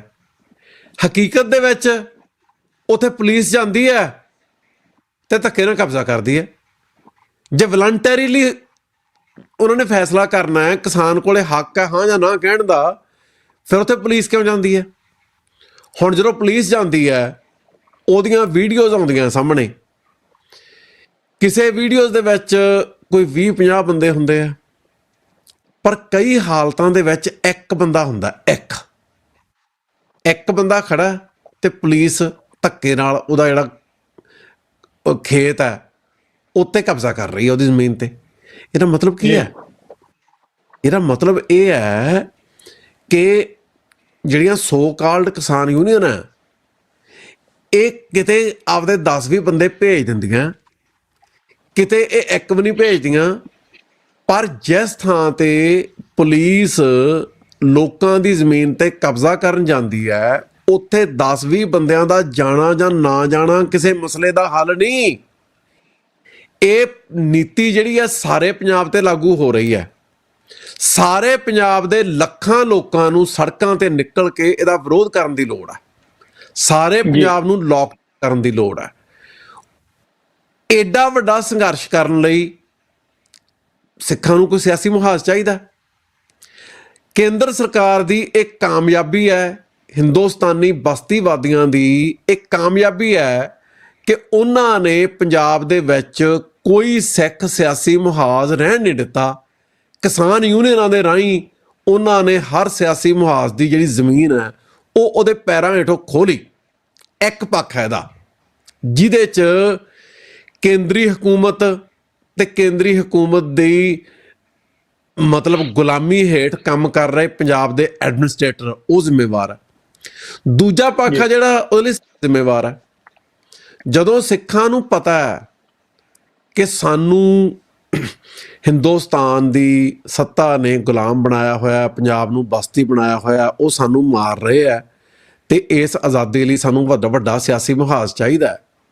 ਕੁਐਸਚਨ ਹੈ ਸਿੱਖ ਧਿਰਾਂ ਨੇ ਉਹ ਸਿਆਸੀ ਮੁਹਾਜ਼ ਬਣਾਉਣ ਲਈ ਕਿਹੜੀ ਗ੍ਰਾਸਰੂਟ ਲੈਵਲ ਦੀ ਆਰਗੇਨਾਈਜੇਸ਼ਨ ਕੀਤੀ, ਜ਼ਮੀਨੀ ਪੱਧਰ ਤੇ ਕਿਹੜੇ ਸਿਆਸੀ ਨੈਟਵਰਕ ਬਣਾਏ। ਪਿਛਲੇ 20-30 ਸਾਲਾਂ ਤੇ 30-40 ਸਾਲਾਂ ਤੇ ਨਿਗਾਹ ਮਾਰੋ, ਜਿਹੜੀਆਂ ਸਿੱਖ ਸਿਆਸੀ ਪਾਰਟੀਆਂ ਉਹਨਾਂ ਦੀ ਟੇਕ ਇੱਕ ਗੱਲ ਤੇ ਹੈ, ਕੋਈ ਘਟਨਾ ਹੋਊਗੀ ਉਹਦੇ ਨਾਲ ਲੋਕਾਂ 'ਚ ਲਹਿਰ ਉੱਠੂਗੀ, ਉਹ ਲਹਿਰ ਦੇ ਵਿੱਚੋਂ ਅਸੀਂ ਆਗੂ ਬਣ ਜਾਵਾਂਗੇ, ਫਿਰ ਸਾਨੂੰ ਵੋਟਾਂ ਪੈ ਜਾਣਗੀਆਂ, ਫਿਰ ਸੱਤਾ 'ਚ ਆ ਜਾਵਾਂਗੇ। ਮਤਲਬ ਉਹ ਇਹ ਵੀ ਨਹੀਂ ਸਮਝਦੇ ਵੀ ਇਹ ਊਠ ਦਾ ਬੁੱਲ ਅੱਜ ਤਾਈਂ ਤਾਂ ਡਿੱਗਿਆ ਨਹੀਂ। ਉਹ ਇਹ ਵੀ ਨਹੀਂ ਸਮਝਦੇ ਲਹਿਰਾਂ ਉੱਠੀਆਂ 2007 ਦੇ ਵਿੱਚ ਸਰਸੇ ਵਾਲੇ ਦੇ ਖਿਲਾਫ ਲਹਿਰ ਉੱਠੀ, 2012 ਦੇ ਵਿੱਚ ਭਾਈ ਬਲਵੰਤ ਸਿੰਘ ਰਾਜੂਆਣਾ ਦੀ ਜਿਹੜੀ ਫਾਂਸੀ ਦੇ ਖਿਲਾਫ ਲਹਿਰ ਉੱਠੀ, 2015 'ਚ ਸ੍ਰੀ ਗੁਰੂ ਗ੍ਰੰਥ ਸਾਹਿਬ ਦੀ ਬੇਅਦਬੀ ਦੇ ਖਿਲਾਫ ਲਹਿਰ ਉੱਠੀ। ਲਹਿਰਾਂ ਉੱਠੀਆਂ ਜੀ। ਕੇਂਦਰ ਸਰਕਾਰ ਕੋਲੇ ਇਸ ਗੱਲ ਦਾ ਬਹੁਤ ਜ਼ਿਆਦਾ ਤਜਰਬਾ ਹੈ ਹਿੰਦੁਸਤਾਨੀ ਹਕੂਮਤ ਕੋਲੇ ਕਿ ਹਰ ਲਹਿਰ ਨੂੰ ਕਿਵੇਂ ਨਿਊਟਰਲਾਈਜ਼ ਕਰਕੇ ਖਤਮ ਕਰਨਾ ਹੈ। ਪੰਜਾਬ ਦੇ ਖੱਬੇ ਪੱਖੀ ਤੇ ਪੰਜਾਬ ਦੇ ਖੱਬੇ ਪੱਖੀਆਂ ਦੀ ਅਗਵਾਈ 'ਚ ਚੱਲ ਰਹੀਆਂ ਕਿਸਾਨ ਯੂਨੀਅਨਾਂ ਉਹ ਕੇਂਦਰ ਦੇ ਹੱਥ ਠੋਕੇ ਬਣ ਕੇ ਲੋਕਾਂ ਦਾ ਸਿਆਸੀ ਮੁਹਾਜ਼ ਪੈਦਾ ਹੋਣ ਤੋਂ ਰੋਕਦੇ ਆ। ਜਿਹੜੀ ਪੰਜਾਬ ਦੇ ਪਾਣੀ ਖੋਏ ਜਾਣੇ ਜਾਂ ਹੁਣ ਪੰਜਾਬ ਦੀਆਂ ਜ਼ਮੀਨਾਂ ਖੋਹੀਆਂ ਜਾਣੀਆਂ, ਪੰਜਾਬ ਦੇ ਵਿੱਚ ਫੋਰਸਡ ਮਾਈਗ੍ਰੇਸ਼ਨ ਕਰਾਉਣੀ, ਪੰਜਾਬ ਦੇ ਵਿੱਚ ਬਾਹਰੋਂ ਲਿਆ ਕੇ ਸੈਟਲਰ ਵਸਾਉਣੇ, ਪੰਜਾਬ ਦੇ ਡੈਮੋਗ੍ਰਾਫਿਕ ਬਦਲ ਕੇ ਬੀਜੇਪੀ ਨੇ ਇੱਕ ਆਪਣੇ ਤੌਰ ਤੇ ਕਿਸੇ ਨਾਲ ਅਲਾਇੰਸ ਕੀਤੇ ਬਗੈਰ ਪੰਜਾਬ ਤੇ ਰਾਜ ਕਰਨ ਦੀ ਕੋਸ਼ਿਸ਼ ਕਰਨੀ, ਇਹ ਸਾਰੇ ਮਸਲਿਆਂ ਲਈ ਲੋਕਾਂ ਦਾ ਵੱਡਾ ਸਿਆਸੀ ਮੁਹਾਜ਼ ਬਣਨਾ ਜ਼ਰੂਰੀ ਹੈ।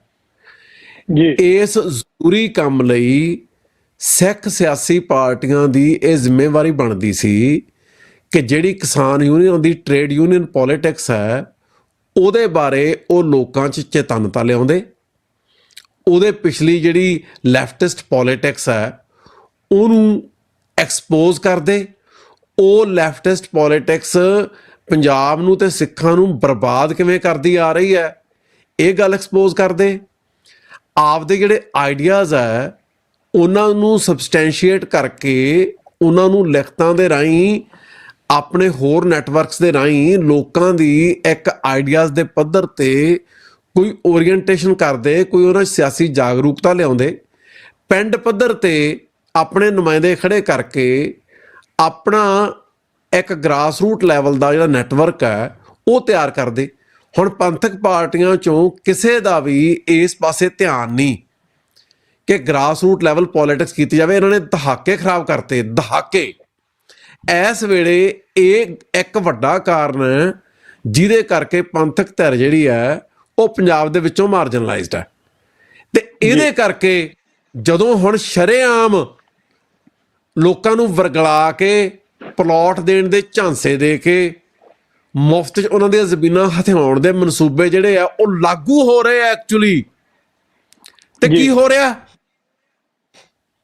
ਕਿੱਥੇ 1 ਲੱਖ ਬੰਦੇ ਦਾ ਮੁਜ਼ਾਹਰਾ ਹੋਇਆ? ਛੱਡੋ 1 ਲੱਖ ਨੂੰ, ਕਿੱਥੇ 10,000 ਬੰਦੇ ਦਾ ਮੁਜ਼ਾਹਰਾ ਹੋਇਆ? ਕਿੱਥੇ 1,000 ਬੰਦਾ ਇਕੱਠਾ ਹੋਇਆ? ਇਸ ਕੰਮ ਲਈ ਤਾਂ 1 ਲੱਖ ਵੀ ਕਾਫੀ ਨਹੀਂ। ਪੰਜਾਬ ਦੀਆਂ ਸਿਆਸੀ ਪਾਰਟੀਆਂ 10 ਲੱਖ ਬੰਦਾ 20 ਲੱਖ ਬੰਦਾ ਕੱਢ ਕੇ ਪੰਜਾਬ ਦੀਆਂ ਸੜਕਾਂ ਤੇ ਕਿਉਂ ਨਹੀਂ ਲਿਆ ਸਕਦੀਆਂ? ਕਿਉਂਕਿ ਉਹਨਾਂ ਨੇ ਲੋਕਾਂ ਦੇ ਵਿੱਚ ਨਾ ਤਾਂ ਇਹ ਸਪਸ਼ਟਤਾ ਲਿਆਂਦੀ ਕਿ ਤੁਹਾਡੇ ਨਾਲ ਅਸਲ 'ਚ ਕੀ ਹੋ ਰਿਹਾ। ਜੇ ਤੁਸੀਂ ਆਪਦੀ ਸਿਆਸੀ ਨੁਮਾਇੰਦਗੀ ਗਵਾ ਲਓਗੇ, ਤੁਸੀਂ ਇੱਕ ਰੀਜਨਲ ਪਾਰਟੀ ਜਿਹੜੀ ਹੈ ਉਹ ਖਤਮ ਕਰ ਲਈ, ਇੱਕ ਨੈਸ਼ਨਲ ਪਾਰਟੀ ਦੀ ਪੰਜਾਬ 'ਚ ਸਰਕਾਰ ਬਣਾਤੀ, ਤੁਸੀਂ ਆਪਦੀ ਸਿਆਸੀ ਨੁਮਾਇੰਦਗੀ ਜਿਹੜੀ ਮਾੜੀ ਮੋਟੀ ਸੀਗੀ ਉਹ ਖਤਮ ਕਰ ਲਈ। ਤੇ ਜੇ ਤੁਹਾਡੇ ਕੋਲੇ ਆਪਣਾ ਕੋਈ ਸਿਆਸੀ ਮੁਹਾਜ਼ ਨਹੀਂ, ਤੁਸੀਂ ਕਦੇ ਉਗਰਾਹਾਂ ਦੇ ਮਗਰ ਲੱਗੇ, ਕਦੇ ਕੁਛ ਲੱਗੇ, ਇਹ ਤਾਂ ਲੋਕਾਂ ਦਾ ਕੋਈ ਦੀਨ ਇਮਾਨ ਹੀ ਨਹੀਂ।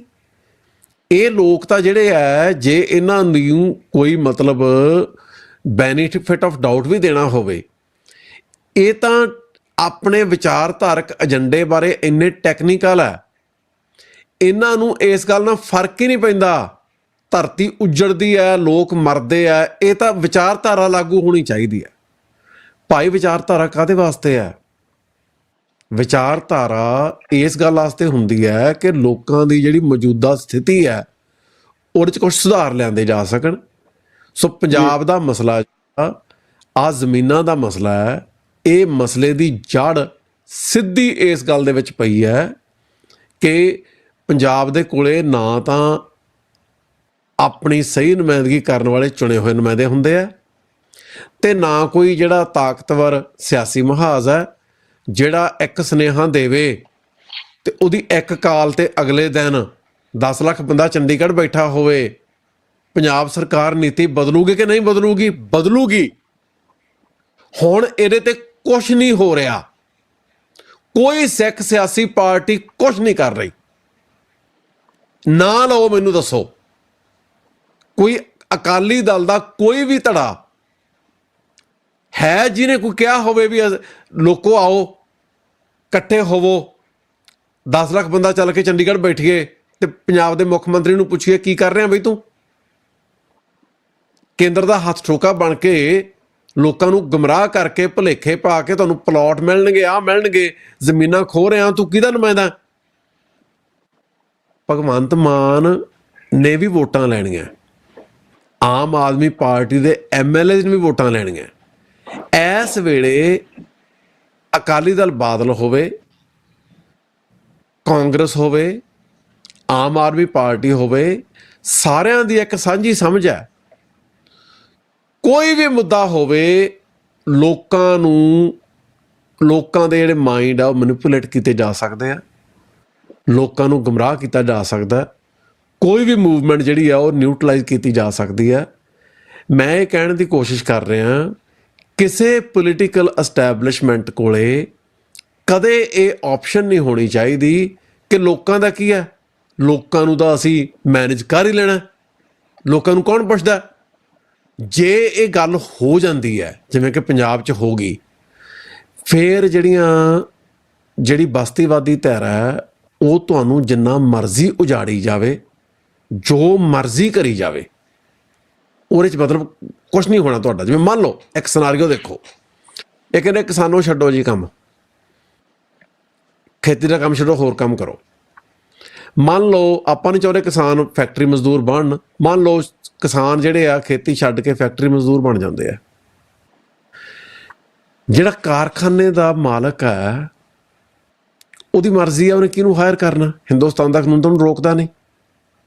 ਉਹ ਸਾਰੀ ਫੈਕਟਰੀ ਲੇਬਰ ਬਿਹਾਰ ਤੇ ਯੂਪੀ ਤੋਂ ਲੈ ਆਵੇ ਤੇ ਲੋਕੀ ਜ਼ਮੀਨਾਂ ਆਪਦੀਆਂ ਗਵਾ ਲੈਣ ਤੇ ਉਹਨਾਂ ਕੋਲੇ ਫੈਕਟਰੀ ਮਜ਼ਦੂਰ ਬਣਨ ਦੀ ਵੀ ਆਪਸ਼ਨ ਨਾ ਹੋਵੇ, ਫਿਰ ਉਹ ਕੀ ਕਰਨਗੇ? ਸੜਕਾਂ ਤੇ ਬਹਿ ਕੇ ਮੰਗਣਗੇ, ਸੜਕਾਂ ਤੇ ਬਹਿ ਕੇ ਮੰਗਣਗੇ।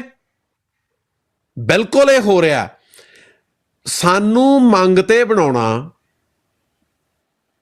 ਇਹੀ ਜਿਹੜੀ ਹਿੰਦੁਸਤਾਨੀ ਹਕੂਮਤ ਦਾ ਏਜੰਡਾ।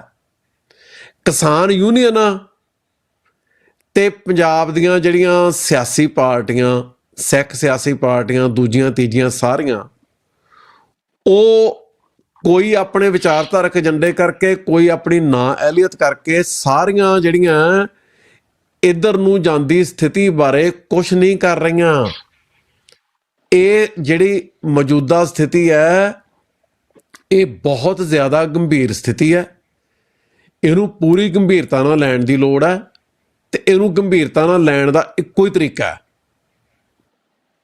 Powerful political front. ਜੇ ਅਗਲੇ 15 ਦਿਨਾਂ ਦੇ ਵਿੱਚ ਕੋਈ ਸਿਆਸੀ ਪਾਰਟੀ ਲੋਕਾਂ ਨੂੰ ਮੋਬਿਲਾਈਜ਼ ਕਰਕੇ 10 ਲੱਖ ਬੰਦੇ ਨੂੰ ਲਿਆ ਕੇ ਚੰਡੀਗੜ੍ਹ ਨਹੀਂ ਪਾਉਂਦੀ, ਚੰਡੀਗੜ੍ਹ ਦੀਆਂ ਸੜਕਾਂ ਨਾਲ ਲੋਕਾਂ ਨੂੰ ਭਰ ਨਹੀਂ ਦਿੰਦੀ, ਉੱਥੇ ਉਹ ਟਰਾਲੀਆਂ ਨਹੀਂ ਆਉਂਦੀਆਂ ਜਿਨ੍ਹਾਂ ਦੇ ਵਿੱਚ ਟੈਂਟ ਲੱਗੇ ਆ, ਜ਼ਮੀਨਾਂ ਗਈਆਂ, ਇਹ ਗੱਲ ਖਤਮ। ਜ਼ਮੀਨਾਂ ਗਈਆਂ ਔਰ ਜਾ ਚੁੱਕੀਆਂ ਆਲਰੇਡੀ ਜੀ। ਕੱਲੀਆਂ ਜ਼ਮੀਨਾਂ ਦੀ ਗੱਲ ਨਹੀਂ, ਇੱਕ ਵੀਡੀਓ ਆਈ, ਮੈਂ ਤੁਹਾਡਾ ਧਿਆਨ ਦਿਵਾਉਣਾ ਚਾਹੁੰਦਾ। ਇੱਕ 80 ਸਾਲ ਦਾ ਬਜ਼ੁਰਗ, ਉਹ ਉੱਥੇ ਆਪਣੇ ਖੇਤ ਦੇ ਵਿੱਚ ਖੜਾ ਹੋ ਕੇ ਕਹਿ ਰਿਹਾ ਕਿ ਮੇਰੇ ਖੇਤ 'ਚ ਕੋਈ ਪੈਰ ਪਾ ਕੇ ਵਿਖਾਵੇ, 5 ਦਿਨ ਪੋਸਟਮਾਰਟਮ ਚੱਲਣਗੇ। ਇਹ ਬੜੀ ਜਿਹੜੀ ਆ ਇਹ ਵਾਇਰਲ ਹੋਈ ਹੈ ਵੀਡੀਓ। ਤੁਸੀਂ ਉਸ ਬਜ਼ੁਰਗ ਦੀ ਮਾਨਸਿਕ ਹਾਲਤ ਸਮਝੋ। ਬਿਲਕੁਲ। ਜੇ ਉਹ ਆਪਣੇ ਖੇਤ ਦੀ ਰੱਖਿਆ ਦੇ ਲਈ, ਜੇ ਆਪਣੇ ਖੇਤ ਦੀ ਰੱਖਿਆ ਦੇ ਲਈ ਉਹ ਖੜਦਾ, ਸਟੈਂਡ ਲੈਂਦਾ, ਫਿਰ ਉਹਦਾ ਝੂਠਾ ਮੁਕਾਬਲਾ ਵੀ ਪੁਲਿਸ ਮੁਕਾਬਲਾ ਬਣਾਇਆ ਜਾਊਗਾ। ਬਿਲਕੁਲ, ਮੈਂ ਕਹਿਣ ਲੱਗਾ ਸੀ ਪੋਸਟਮਾਰਟਮ ਇੱਕੋ ਹੀ ਹੋਣਾ ਉਸ ਖੇਤ ਦੇ ਮਾਲਕ ਦਾ ਜੀ। ਉਹ ਬੰਦੇ ਕੋਲੇ ਲੜ ਕੇ ਆਪਦੀ ਜਾਨ ਦੇਣ ਤੋਂ ਬਿਨਾ ਐਕਚੁਅਲੀ ਹੋਰ ਕੋਈ ਆਪਸ਼ਨ ਨਹੀਂ। ਕਹੀ ਉਹ ਜੋ ਮਰਜ਼ੀ ਜਾਵੇ ਜੀ। ਮਤਲਬ ਕੀ ਹੈ, ਲੋਕਾਂ ਨੂੰ ਮੌਤ ਦੇ ਮੂਹਰੇ ਲਿਆ ਕੇ ਸਿੱਟਤਾ ਸਿਆਸੀ ਨੁਮਾਇੰਦਿਆਂ ਦੀ ਨਾਅਹਲੀਅਤ ਨੇ। ਇਹ ਸਾਰਾ ਕੁਝ ਜਿਹੜਾ ਹੈ, ਇਹਦੇ ਬਾਰੇ ਸਿੱਖਾਂ ਨੂੰ ਸੋਚਣ ਦੀ ਲੋੜ ਹੈ। ਜਿੰਨੀ ਮਤਲਬ ਪੰਥਕ ਪੋਲੀਟਿਕਸ ਆ ਨਾ, ਉਹ ਪੰਥਕ ਪੋਲੀਟਿਕਸ ਆ ਜਿਹੜੀ, ਉਹ ਬਿਲਕੁਲ ਕੁਛ ਨਾ ਕਰਨ ਦੀ ਪੋਲੀਟਿਕਸ ਹੈ, ਬਿਆਨਬਾਜ਼ੀ ਦੀ ਪੋਲੀਟਿਕਸ ਹੈ। ਕੋਈ ਐਕਚੁਅਲ ਕੰਮ ਨਹੀਂ ਹੋ ਰਿਹਾ, ਕੋਈ ਜ਼ਮੀਨ ਤੇ ਕੁਛ ਨਹੀਂ ਕਰ ਰਿਹਾ, ਕ੍ਰੈਡੀਬਿਲਿਟੀ ਗਵਾ ਚੁੱਕੀਆਂ ਸਾਰੀਆਂ ਪੰਥਕ ਧਿਰਾਂ। ਸੋ ਇਹ ਜਿਹੜਾ ਮਤਲਬ ਇਹ ਜਿਹੜਾ ਸਿਆਸੀ ਖਲਾਅ ਹੈ, ਇਹ ਖਲਾਅ ਪੈਦਾ ਕਰਨਾ ਹਿੰਦੁਸਤਾਨੀ ਬਸਤੀਵਾਦੀਆਂ ਦਾ ਏਜੰਡਾ ਸੀ। ਇਹ ਖਲਾਅ ਪੈਦਾ ਕਰਨ ਲਈ ਉਹਨਾਂ ਨੇ ਬਹੁਤ ਕੁਛ ਕੀਤਾ ਹੈ, ਪਰ ਸਾਡੀਆਂ ਧਿਰਾਂ ਦੀ ਵੀ ਕੋਈ ਜ਼ਿੰਮੇਵਾਰੀ ਹੈ। ਤੁਸੀਂ ਸਾਰਾ ਕੁਛ, ਜਿਹੜਾ ਤੁਹਾਡਾ ਦੁਸ਼ਮਣ ਹੈ ਉਹਦਾ ਤਾਂ ਕੰਮ ਹੀ ਤੁਹਾਨੂੰ ਮਾਰਨਾ ਹੈ। ਜਿਹੜੀ ਧਿਰ ਕੋਈ ਪੁਰਾਣੀ ਜਾਂ ਨਵੀਂ ਸਿੱਖਾਂ ਦੀ ਅਗਵਾਈ ਕਰਨ ਦਾ ਦਾਅਵਾ ਕਰਦੀ ਹੈ, ਉਹਦੇ ਕੋਲੇ ਕੀ ਵਿਜ਼ਨ ਹੈ?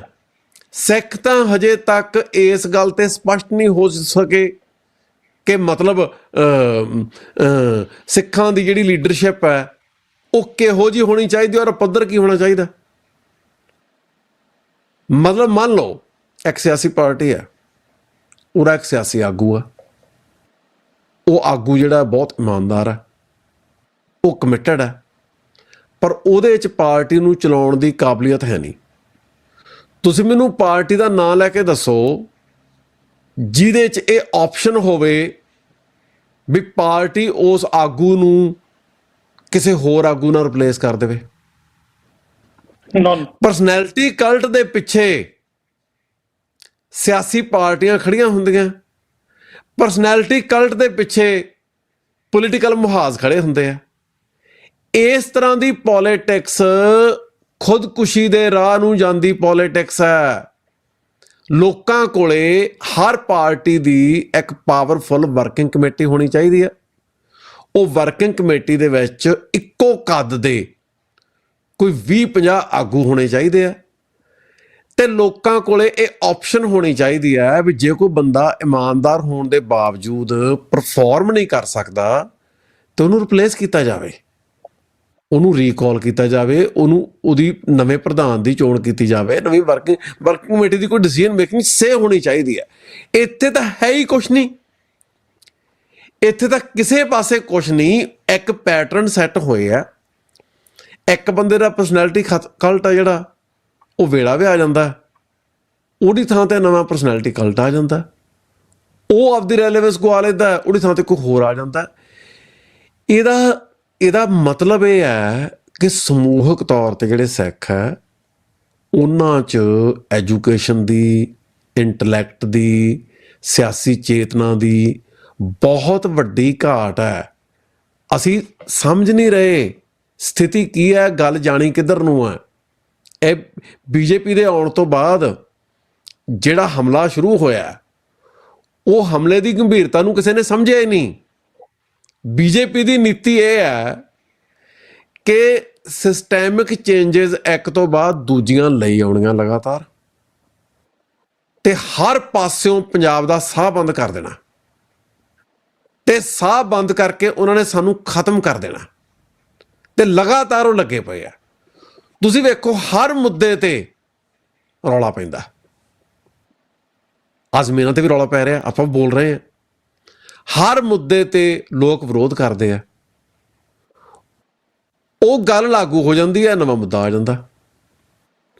ਰੌਲਾ ਪੈਂਦਾ ਸਰਕਾਰ ਨੇ ਤਾਂ ਸਾਰਾ ਕੁਝ ਮਿਣਿਆ ਤੋਲਿਆ ਵੀ ਇੰਨੇ ਕੁ ਦਿਨ ਇੰਨਾ ਕੁ ਰੌਲਾ ਪੈਣਾ, ਉਹਦਾ ਇੰਨਾ ਕੁ ਅਸਰ ਹੋਣਾ, ਤੇ ਬਸ ਜੋ ਮਰਜ਼ੀ ਹੈਂਡਲ ਕਰ ਲਾਂਗੇ।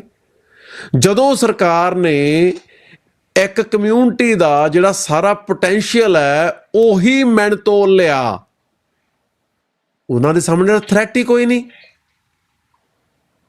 ਮਤਲਬ ਆਮ ਆਦਮੀ ਪਾਰਟੀ ਨੇ ਕਿਹਾ ਸਾਡਾ 100 ਬੰਦਾ ਜਿੱਤੂਗਾ, 25 ਬੰਦੇ ਜਿੱਤੇ, ਦੁਬਾਰਾ ਫੇਰ ਇਲੈਕਸ਼ਨ ਲੜੀ, 100 ਬੰਦਾ ਜਿੱਤੂਗਾ, 92 MLA ਲੈ ਗਏ। ਅਸੀਂ ਜਦੋਂ ਆਮ ਆਦਮੀ ਪਾਰਟੀ ਨੇ ਕੋਈ ਇਲੈਕਸ਼ਨ ਨਹੀਂ ਸੀ ਲੜੀ ਪੰਜਾਬ ਦੇ ਵਿੱਚ, 2014 ਦੇ ਵਿੱਚ, ਮਾਰਚ 2014 'ਚ ਮੈਂ ਲੇਖ ਲਿਖਿਆ ਸੀ ਵੀ ਇਹ ਜਿਹੜੀ ਪਾਰਟੀ ਹੈ ਇਹਨੇ ਪੰਜਾਬ ਦਾ ਕਰਨਾ ਕੁਛ ਨਹੀਂ, ਇਹ ਨਵੀਂ ਬਰਬਾਦੀ ਹੈ। ਬਹੁਤ ਵਿਸਥਾਰ ਦੇ ਵਿੱਚ ਮੈਂ ਸਾਰੀ ਗੱਲ ਸਮਝਾਈ ਸੀ, ਕਿਸੇ ਨੇ ਸੁਣੀ?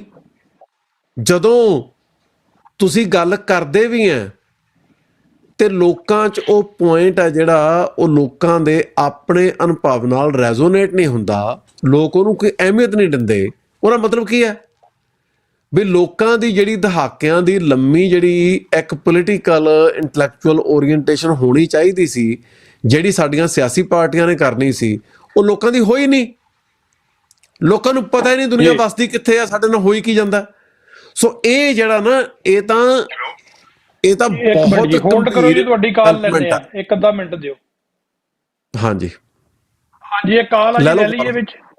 ਲਓ ਜੀ ਲਓ। ਹਾਂਜੀ, ਤੁਹਾਡਾ ਸਵਾਗਤ ਹੈ ਜੀ ਪ੍ਰੋਗਰਾਮ ਦੇ ਵਿੱਚ। ਨੰਬਰ ਤੁਹਾਡੇ ਨੇ 40। ਹਾਂਜੀ ਵੀਰ ਜੀ, ਵਾਹਿਗੁਰੂ ਜੀ ਕਾ ਖਾਲਸਾ, ਵਾਹਿਗੁਰੂ ਜੀ ਕਾ ਖਾਲਸਾ, ਵਾਹਿਗੁਰੂ ਜੀ ਕੀ ਫਤਿਹ ਜੀ। ਦੇਖੋ ਵੀਰ ਜੀ, ਮੈਂ ਪ੍ਰਭਜੀਤ ਹੋਣਾ ਨੂੰ ਗੱਲ ਇਹ ਗੱਲ ਕਹਿਣਾ ਵੀ ਦੇਖੋ ਬ੍ਰਦਰ, ਜਿਹੜਾ ਦੁਸ਼ਮਣ ਆ ਉਹ ਤਾਂ ਤੁਹਾਡੇ ਸਿਰ ਤੇ ਚੜ ਕੇ ਆ ਚੁੱਕਾ ਆ, ਪਰ ਤੁਸੀਂ ਹਜੇ ਵੀ ਪੰਜਾਬ ਦੇ ਅੰਦਰ ਪਾਰਟੀਆਂ ਬਣਾਉਣ ਦੀਆਂ ਗੱਲਾਂ ਕਰ ਰਹੇ ਆ। ਹਜੇ ਤੁਸੀਂ ਆਰਮੀ ਤਿਆਰ ਕਰਨੀ ਆ, ਜਿਹੜੀ ਆਲਰੇਡੀ ਆਰਮੀ ਸਾਡੇ ਕੋਲ ਸਿੱਖ ਫॉर ਜਸਟਿਸ ਤਿਆਰ ਆ, ਜਿਹੜੀ ਪੂਰੀ ਦੁਨੀਆ 'ਚ ਰੈਫਰੈਂਡਮ ਕਰਾ ਰਹੀ ਆ। ਤੁਸੀਂ ਪੰਜਾਬ ਦੇ ਅੰਦਰ ਰੈਫਰੈਂਡਮ ਕਰਾਉਣ ਦਾ ਝੰਡਾ ਕਿਉਂ ਨਹੀਂ ਚੱਕਦੇ? ਪੰਜਾਬ ਨੂੰ ਡਿਸਪਿਊਟਡ ਟੈਰੀਟਰੀ ਕਿਉਂ ਨਹੀਂ ਬਣਾਉਂਦੇ? ਤੁਸੀਂ ਹਲੇ ਇੰਡੀਅਨ ਕਨਸਟੀਟਿਊਸ਼ਨ ਦੇ ਅੰਦਰ ਰਹਿ ਕੇ ਇਹ ਲੜਾਈ ਜੇ ਲੜਨੀ ਆ, ਇਹ ਤਾਂ ਬ੍ਰਦਰ ਤੁਹਾਡੀਆਂ ਜ਼ਮੀਨਾਂ ਗਈਆਂ। ਮੇਰੀ ਗੱਲ ਸੁਣੋ, ਤੁਸੀਂ ਇਹ ਗੱਲ ਕਰਦੇ ਹੋ, ਮੈਂ ਤੈਨੂੰ ਇਹ ਸਵਾਲ ਕਰਦਾ, ਪਾਰਲੀਮੈਂਟ ਦੇ ਅੰਦਰ ਉਹ ਲਾ ਪਾਸ ਕਰ ਦੇਣ, ਉਹ ਇਹ ਕਹਿ ਦੇਣ ਵੀ ਜਿਹੜਾ ਵੀ ਪੰਜਾਬ ਦਾ ਲੈਂਡ ਲਾਰਡ ਬੰਦਾ ਹੈ, ਜਿਹੜਾ ਵੀ ਪੰਜਾਬ ਦੇ ਅੰਦਰ ਜ਼ਮੀਨ ਓਨ ਕਰਦਾ ਆ, ਇੰਡੀਅਨ ਪਾਰਲੀਮੈਂਟ ਨੂੰ ਉਹਦੀ ਓਨਰਸ਼ਿਪ ਨੂੰ ਰਿਜੈਕਟ ਕਰਦੀ ਆ, ਅਸੀਂ ਨਹੀਂ ਮੰਨਦੇ, ਉਹ ਸਾਰੀ ਪ੍ਰਾਪਰਟੀ ਇੰਡੀਅਨ ਸਟੇਟ ਦੀ ਆ। ਲੈ ਇੰਨਾ ਹੀ ਕਰ ਦੇਣ, ਲੈ ਤੁਸੀਂ ਭਾਵੇਂ 200 ਸਾਲ ਲੱਗੇ ਰਹੋ, ਤੁਸੀਂ ਮੁੜ ਕੇ ਉਹਨੂੰ ਚੇਂਜ ਨਹੀਂ ਕਰਾ ਸਕਦੇ। ਉਹ ਬ੍ਰਦਰ, ਸਾਡੇ ਕੋਲ ਸਿੱਖ ਫॉर ਜਸਟਿਸ ਜਾਂ ਰੈਫਰੈਂਡਮ ਕਿਵੇਂ ਝੰਡੇ ਚੱਕ ਲਓ ਪੰਜਾਬ ਦੇ ਅੰਦਰ, ਇਹ ਤੁਸੀਂ ਪਟਾਉਣਾ ਆ ਨਹੀਂ ਤਾਂ ਡੱਬੇ ਫੜ ਕੇ ਮੰਗਤੇ ਫੜ ਕੇ ਮੰਗਣ ਦੀ ਪ੍ਰੈਕਟਿਸ ਸ਼ੁਰੂ ਕਰ ਦਿਓ। ਫਿਰ ਇਹ ਚਾਂਸ ਆ, ਹੋਰ ਸਾਡੇ ਕੋਲ ਕੋਈ ਚਾਂਸ ਨਹੀਂ ਹੈਗਾ। ਠੀਕ ਹੈ ਜੀ, ਬੜੇ ਲੰਮੇ ਚੌੜੇ ਸਵਾਲ ਕਰਨ ਦਾ ਕੋਈ ਫਾਇਦਾ ਨਹੀਂ। ਧੰਨਵਾਦ ਜੀ। ਸ਼ੋ ਕਰਨ ਦੇ ਸਿੱਖ ਫॉर ਜਸਟਿਸ ਦੇ ਨਾਲ ਖੜ ਜਾਓ ਜੇ ਤੁਸੀਂ ਪੰਜਾਬ ਨੂੰ ਪਿਆਰ ਕਰਦੇ। ਧੰਨਵਾਦ ਜੀ, ਧੰਨਵਾਦ ਤੁਹਾਡੀ ਕਾਲ ਲਈ। ਵਾਹਿਗੁਰੂ ਜੀ ਕਾ ਖਾਲਸਾ, ਵਾਹਿਗੁਰੂ ਜੀ ਕੀ ਫਤਿਹ ਜੀ। ਰਿਸਪੌਂਡ ਕਰਨਾ ਚਾਹੋਗੇ? ਨਹੀਂ ਤਾਂ ਮੈਂ ਕੁਝ ਕਹਿਣਾ ਇਹਨਾਂ ਨੂੰ। ਬਿਲਕੁਲ। ਦੇਖੋ ਭਾਈ ਸਾਹਿਬ ਨੇ ਸ਼ਾਇਦ ਆਪਣੀ ਗੱਲਬਾਤ ਸੁਣੀ ਨਹੀਂ ਧਿਆਨ ਨਾਲ। ਆਪਾਂ ਇਸ ਗੱਲਬਾਤ 'ਚ ਕਈ ਵਾਰੀ ਕਿਹਾ ਕਿ ਜਿਹੜੀ ਪੰਜਾਬ ਦੀ ਆਜ਼ਾਦੀ ਹੈ ਇੰਡੀਪੈਂਡੈਂਟ ਸੋਵਰਨ ਸਟੇਟ ਖਾਲਿਸਤਾਨ ਦੇ ਰੂਪ 'ਚ, ਹੁਣ ਮੈਂ ਤਾਂ ਲੀਗਲ ਨੋਮੈਨਕਲੇਚਰ ਵਰਤ ਰਿਹਾ, ਜਦੋਂ ਮੈਂ ਇੰਡੀਪੈਂਡੈਂਟ ਸੋਵਰਨ ਸਟੇਟ ਕਹਿਤਾ ਤੇ ਉਹਦੇ ਬਾਅਦ ਕੋਈ ਭੁਲੇਖਾ ਹੋ ਨਹੀਂ ਸਕਦਾ।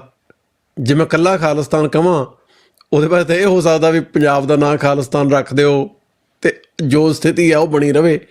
ਮੈਂ ਤਾਂ ਲੀਗਲ ਲੈਂਗੁਏਜ ਬੋਲ ਰਿਹਾ, ਇੰਡੀਪੈਂਡੈਂਟ ਸੋਵਰਨ ਸਟੇਟ ਖਾਲਿਸਤਾਨ। ਤੇ ਇਹ ਆਪਾਂ 1986 ਦੇ ਖਾਲਿਸਤਾਨ ਦੇ ਐਲਾਨ ਤੋਂ ਸ਼ੁਰੂ ਕਰਕੇ ਇਸ ਗੱਲਬਾਤ ਦੇ ਵਿੱਚ ਆਪਾਂ ਕਈ ਵਾਰੀ ਇਹ ਗੱਲ ਕੀਤੀ ਹੈ।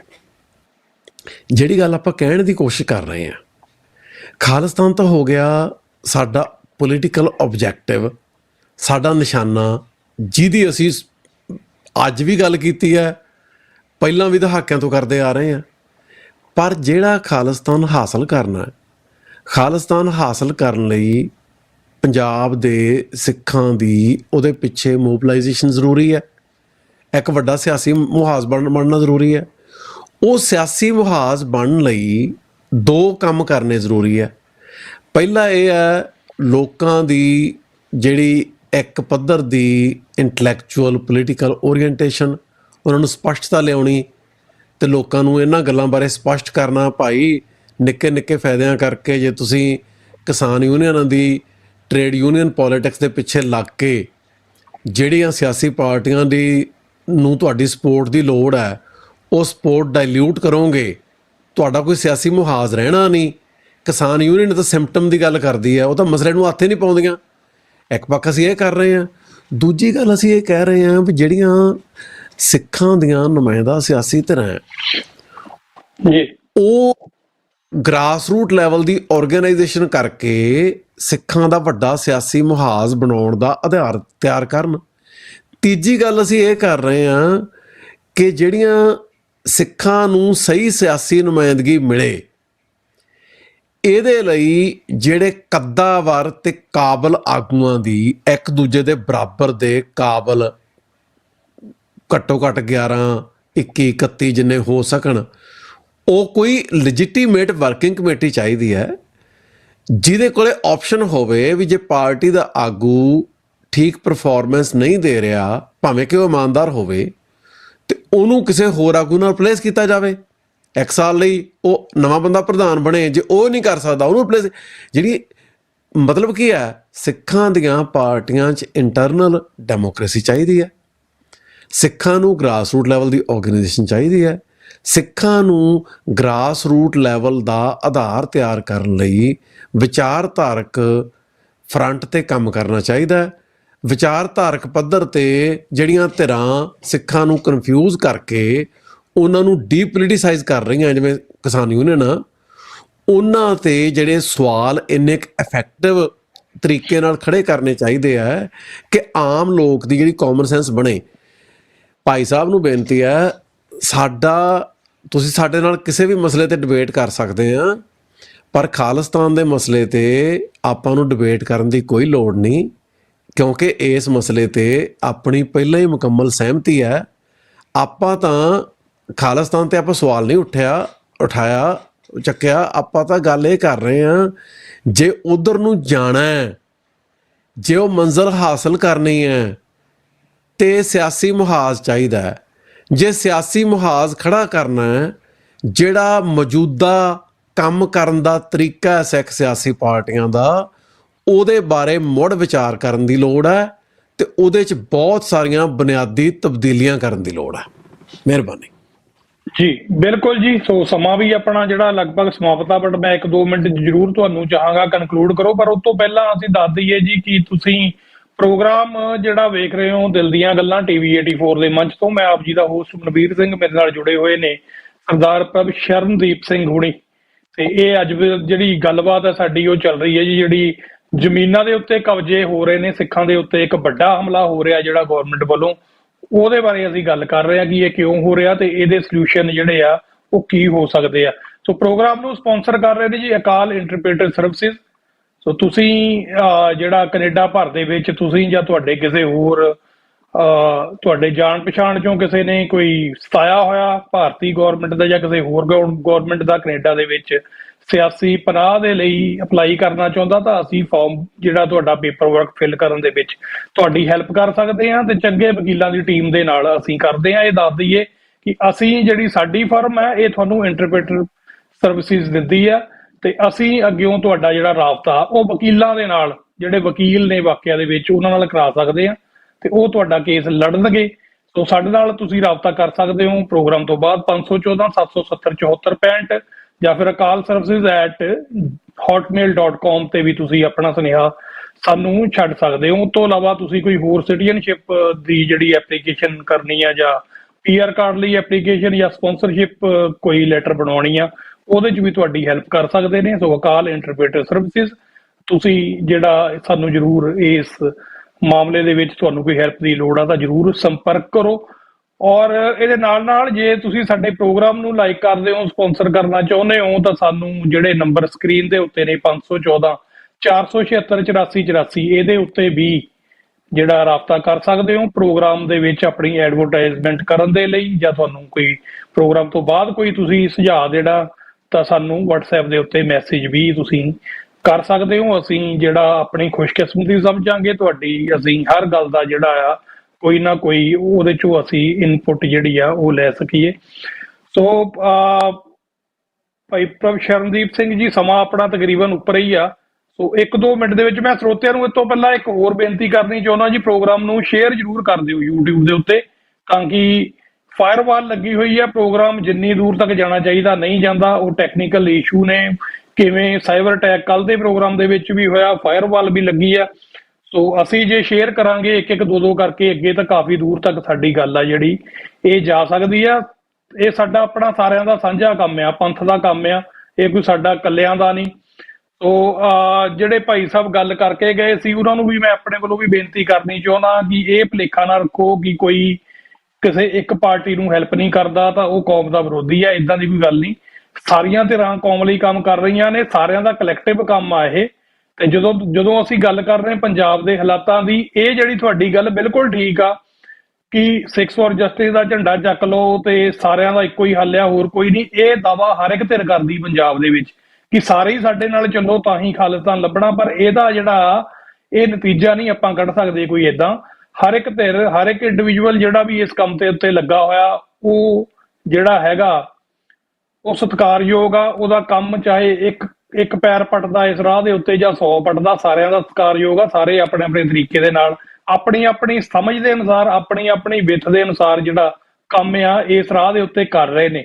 ਤੇ ਜੇ ਅਸੀਂ ਸਵੇਰ ਤੋਂ ਸ਼ਾਮ ਤੱਕ ਕੱਲਾ ਖਾਲਿਸਤਾਨ ਹੀ ਕਹਿਣਾ, ਉਹ ਤਾਂ ਅਸੀਂ ਕਹੀ ਜਾਂਦੇ ਆ ਬੜੀ ਦੇਰ ਤੋਂ, ਪਰ ਆਹ ਜਿਹੜੇ ਬੁਨਿਆਦੀ ਮਸਲੇ ਨੇ ਇਹਨਾਂ ਦਾ ਹੱਲ ਕੀ ਹੋਵੇ।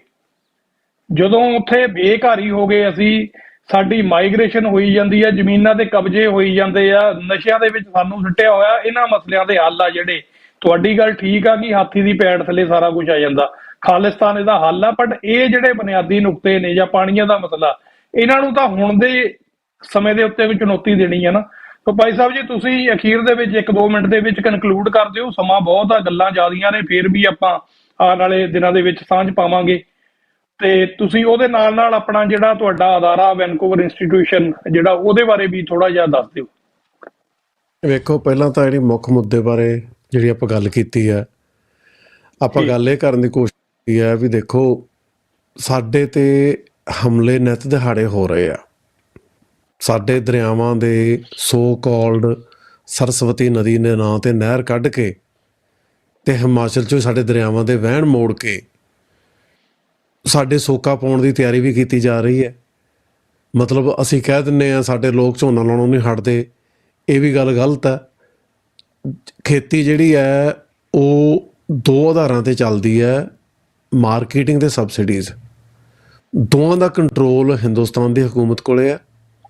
ਕਿਸਾਨਾਂ ਕੋਲੇ ਕੁਛ ਵੀ ਬੀਜਣ ਦੀ ਆਜ਼ਾਦੀ ਨਹੀਂ, ਕਿਉਂਕਿ ਉਹਨਾਂ ਕੋਲ ਇੰਟਰਨੈਸ਼ਨਲ ਮਾਰਕੀਟ ਦਾ ਐਕਸੈਸ ਹੈ ਨਹੀਂ। ਤੁਸੀਂ ਕਿਸਾਨ, ਪੰਜਾਬ ਦੇ ਕਿਸਾਨਾਂ ਨੂੰ ਇੰਟਰਨੈਸ਼ਨਲ ਮਾਰਕੀਟ ਦਾ ਐਕਸੈਸ ਦਿਓ ਤੇ ਵੇਖੋ ਝੋਨਾ ਲਾਉਣੋਂ ਹਟਦੇ ਆ ਕਿ ਨਹੀਂ ਹਟਦੇ। ਤੁਸੀਂ ਮੰਡੀ ਤੁਸੀਂ ਕੰਟਰੋਲ ਕੀਤੀ ਹੈ, ਸਬਸਿਡੀਜ਼ ਦਿਓ ਉਹਨਾਂ ਨੂੰ ਹਰੇਕ ਫਸਲ ਤੇ ਵੇਖੋ ਕਰਦੇ ਆ ਕਿ ਨਹੀਂ ਕਰਦੇ। ਇਹ ਨਹੀਂ ਗੱਲਾਂ ਹੁੰਦੀਆਂ।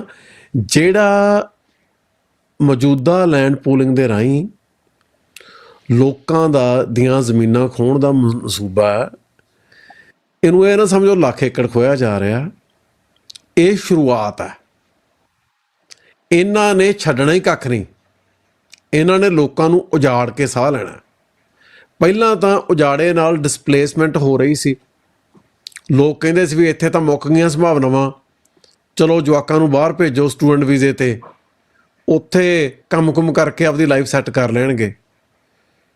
ਹੁਣ ਉਹ ਆਪਸ਼ਨ ਬੰਦ ਹੈ। ਫਿਊਚਰ 'ਚ ਨਾ ਕੋਈ ਮੈਕਸੀਕੋ ਦਾ ਬਾਰਡਰ ਖੁੱਲ੍ਹਾ ਹੋਣਾ, ਨਾ ਕੋਈ ਸਟੂਡੈਂਟ ਵੀਜ਼ੇ ਹੋਣੇ ਆ। ਹੁਣ ਜਿਹੜੇ ਉੱਥੇ ਆ ਉਹਨਾਂ ਨੂੰ ਉੱਥੇ ਹੀ ਆਪਦੀ ਸਰਵਾਈਵਲ ਦੇ ਜਿਹੜੇ ਰਾਹ ਹੈ ਉਹ ਲੱਭਣੇ ਪੈਣੇ ਆ, ਜਿਹੜੀ ਕਿ ਚੰਗੀ ਗੱਲ ਵੀ ਹੈ। ਪਰ ਸਰਵਾਈਵਲ ਦੇ ਰਾਹ ਤੇ ਉਹ ਆਏ ਨਹੀਂ ਵੀ ਬੰਦਾ ਉੱਠੇ ਤੇ ਜੋ ਮਰਜ਼ੀ ਕਰ ਲੇ। ਜਿਹੜਾ ਪੋਲੀਟੀਕਲ ਸਿਸਟਮ ਹੈ ਉਹ ਲੋਕਾਂ ਨੂੰ ਕੰਮ ਕਰਨ ਦੀ ਕਿੰਨੀ ਕੁ ਸਪੇਸ ਦਿੰਦਾ ਹੈ, ਕਿੰਨੇ ਕੁ ਅਧਿਕਾਰ ਦਿੰਦਾ ਹੈ, ਇਹ ਗੱਲ ਤੇ ਨਿਰਭਰ ਹੁੰਦਾ ਹੈ। ਉਹ ਅਧਿਕਾਰ ਲੈਣੇ ਸਾਡੀ ਰੋਜ਼ਮਰਾ ਦੀ ਜ਼ਿੰਦਗੀ ਚਲਾਉਣ ਲਈ ਲੋੜ ਹੈ। ਅਸੀਂ ਮਤਲਬ ਸਾਡਾ ਅੰਤਮ ਨਿਸ਼ਾਨਾ ਜਿਹੜਾ ਵੱਖਰਾ ਮੁਲਕ ਆ, ਅਸੀਂ ਕਹਿ ਚੁੱਕੇ ਹਾਂ 1000 ਵਾਰ, ਪਰ ਜਦੋਂ ਅਸੀਂ ਜਿਹੜੀ ਸਾਡੀ ਰੋਜ਼ਮਰਾ ਦੀ ਜ਼ਿੰਦਗੀ ਹੈ, ਜੇ ਉਹਦੇ 'ਚ ਸਾਨੂੰ ਉੱਥੋਂ ਉਜਾੜਿਆ ਜਾ ਰਿਹਾ ਹੈ, ਉਹ ਮੁੱਦੇ ਜਿਹੜੇ ਅਸੀਂ ਅੱਖੋਂ ਪਰੋਖੇ ਨਹੀਂ ਕਰ ਸਕਦੇ, ਉਹਨਾਂ ਮੁੱਦਿਆਂ ਬਾਰੇ ਇੱਕ ਗੱਲ ਕੋਰੇ ਕਾਗਜ਼ ਤੇ ਲਿਖ ਲਈਏ, ਕਿਸੇ ਗੱਲ ਤੇ ਸਾਡੀ ਕੋਈ ਸੁਣਵਾਈ ਨਹੀਂ ਹੋਣੀ ਜੇ ਹਕੂਮਤਾਂ ਨੂੰ ਇਹ ਗੱਲ ਦਾ ਪਤਾ ਹੈ ਕਿ ਇਹ 4 ਦਿਨਾਂ ਦਾ ਰੌਲਾ ਹੈ, ਪੈਣਾ ਤੇ ਹਟ ਜਾਣਾ।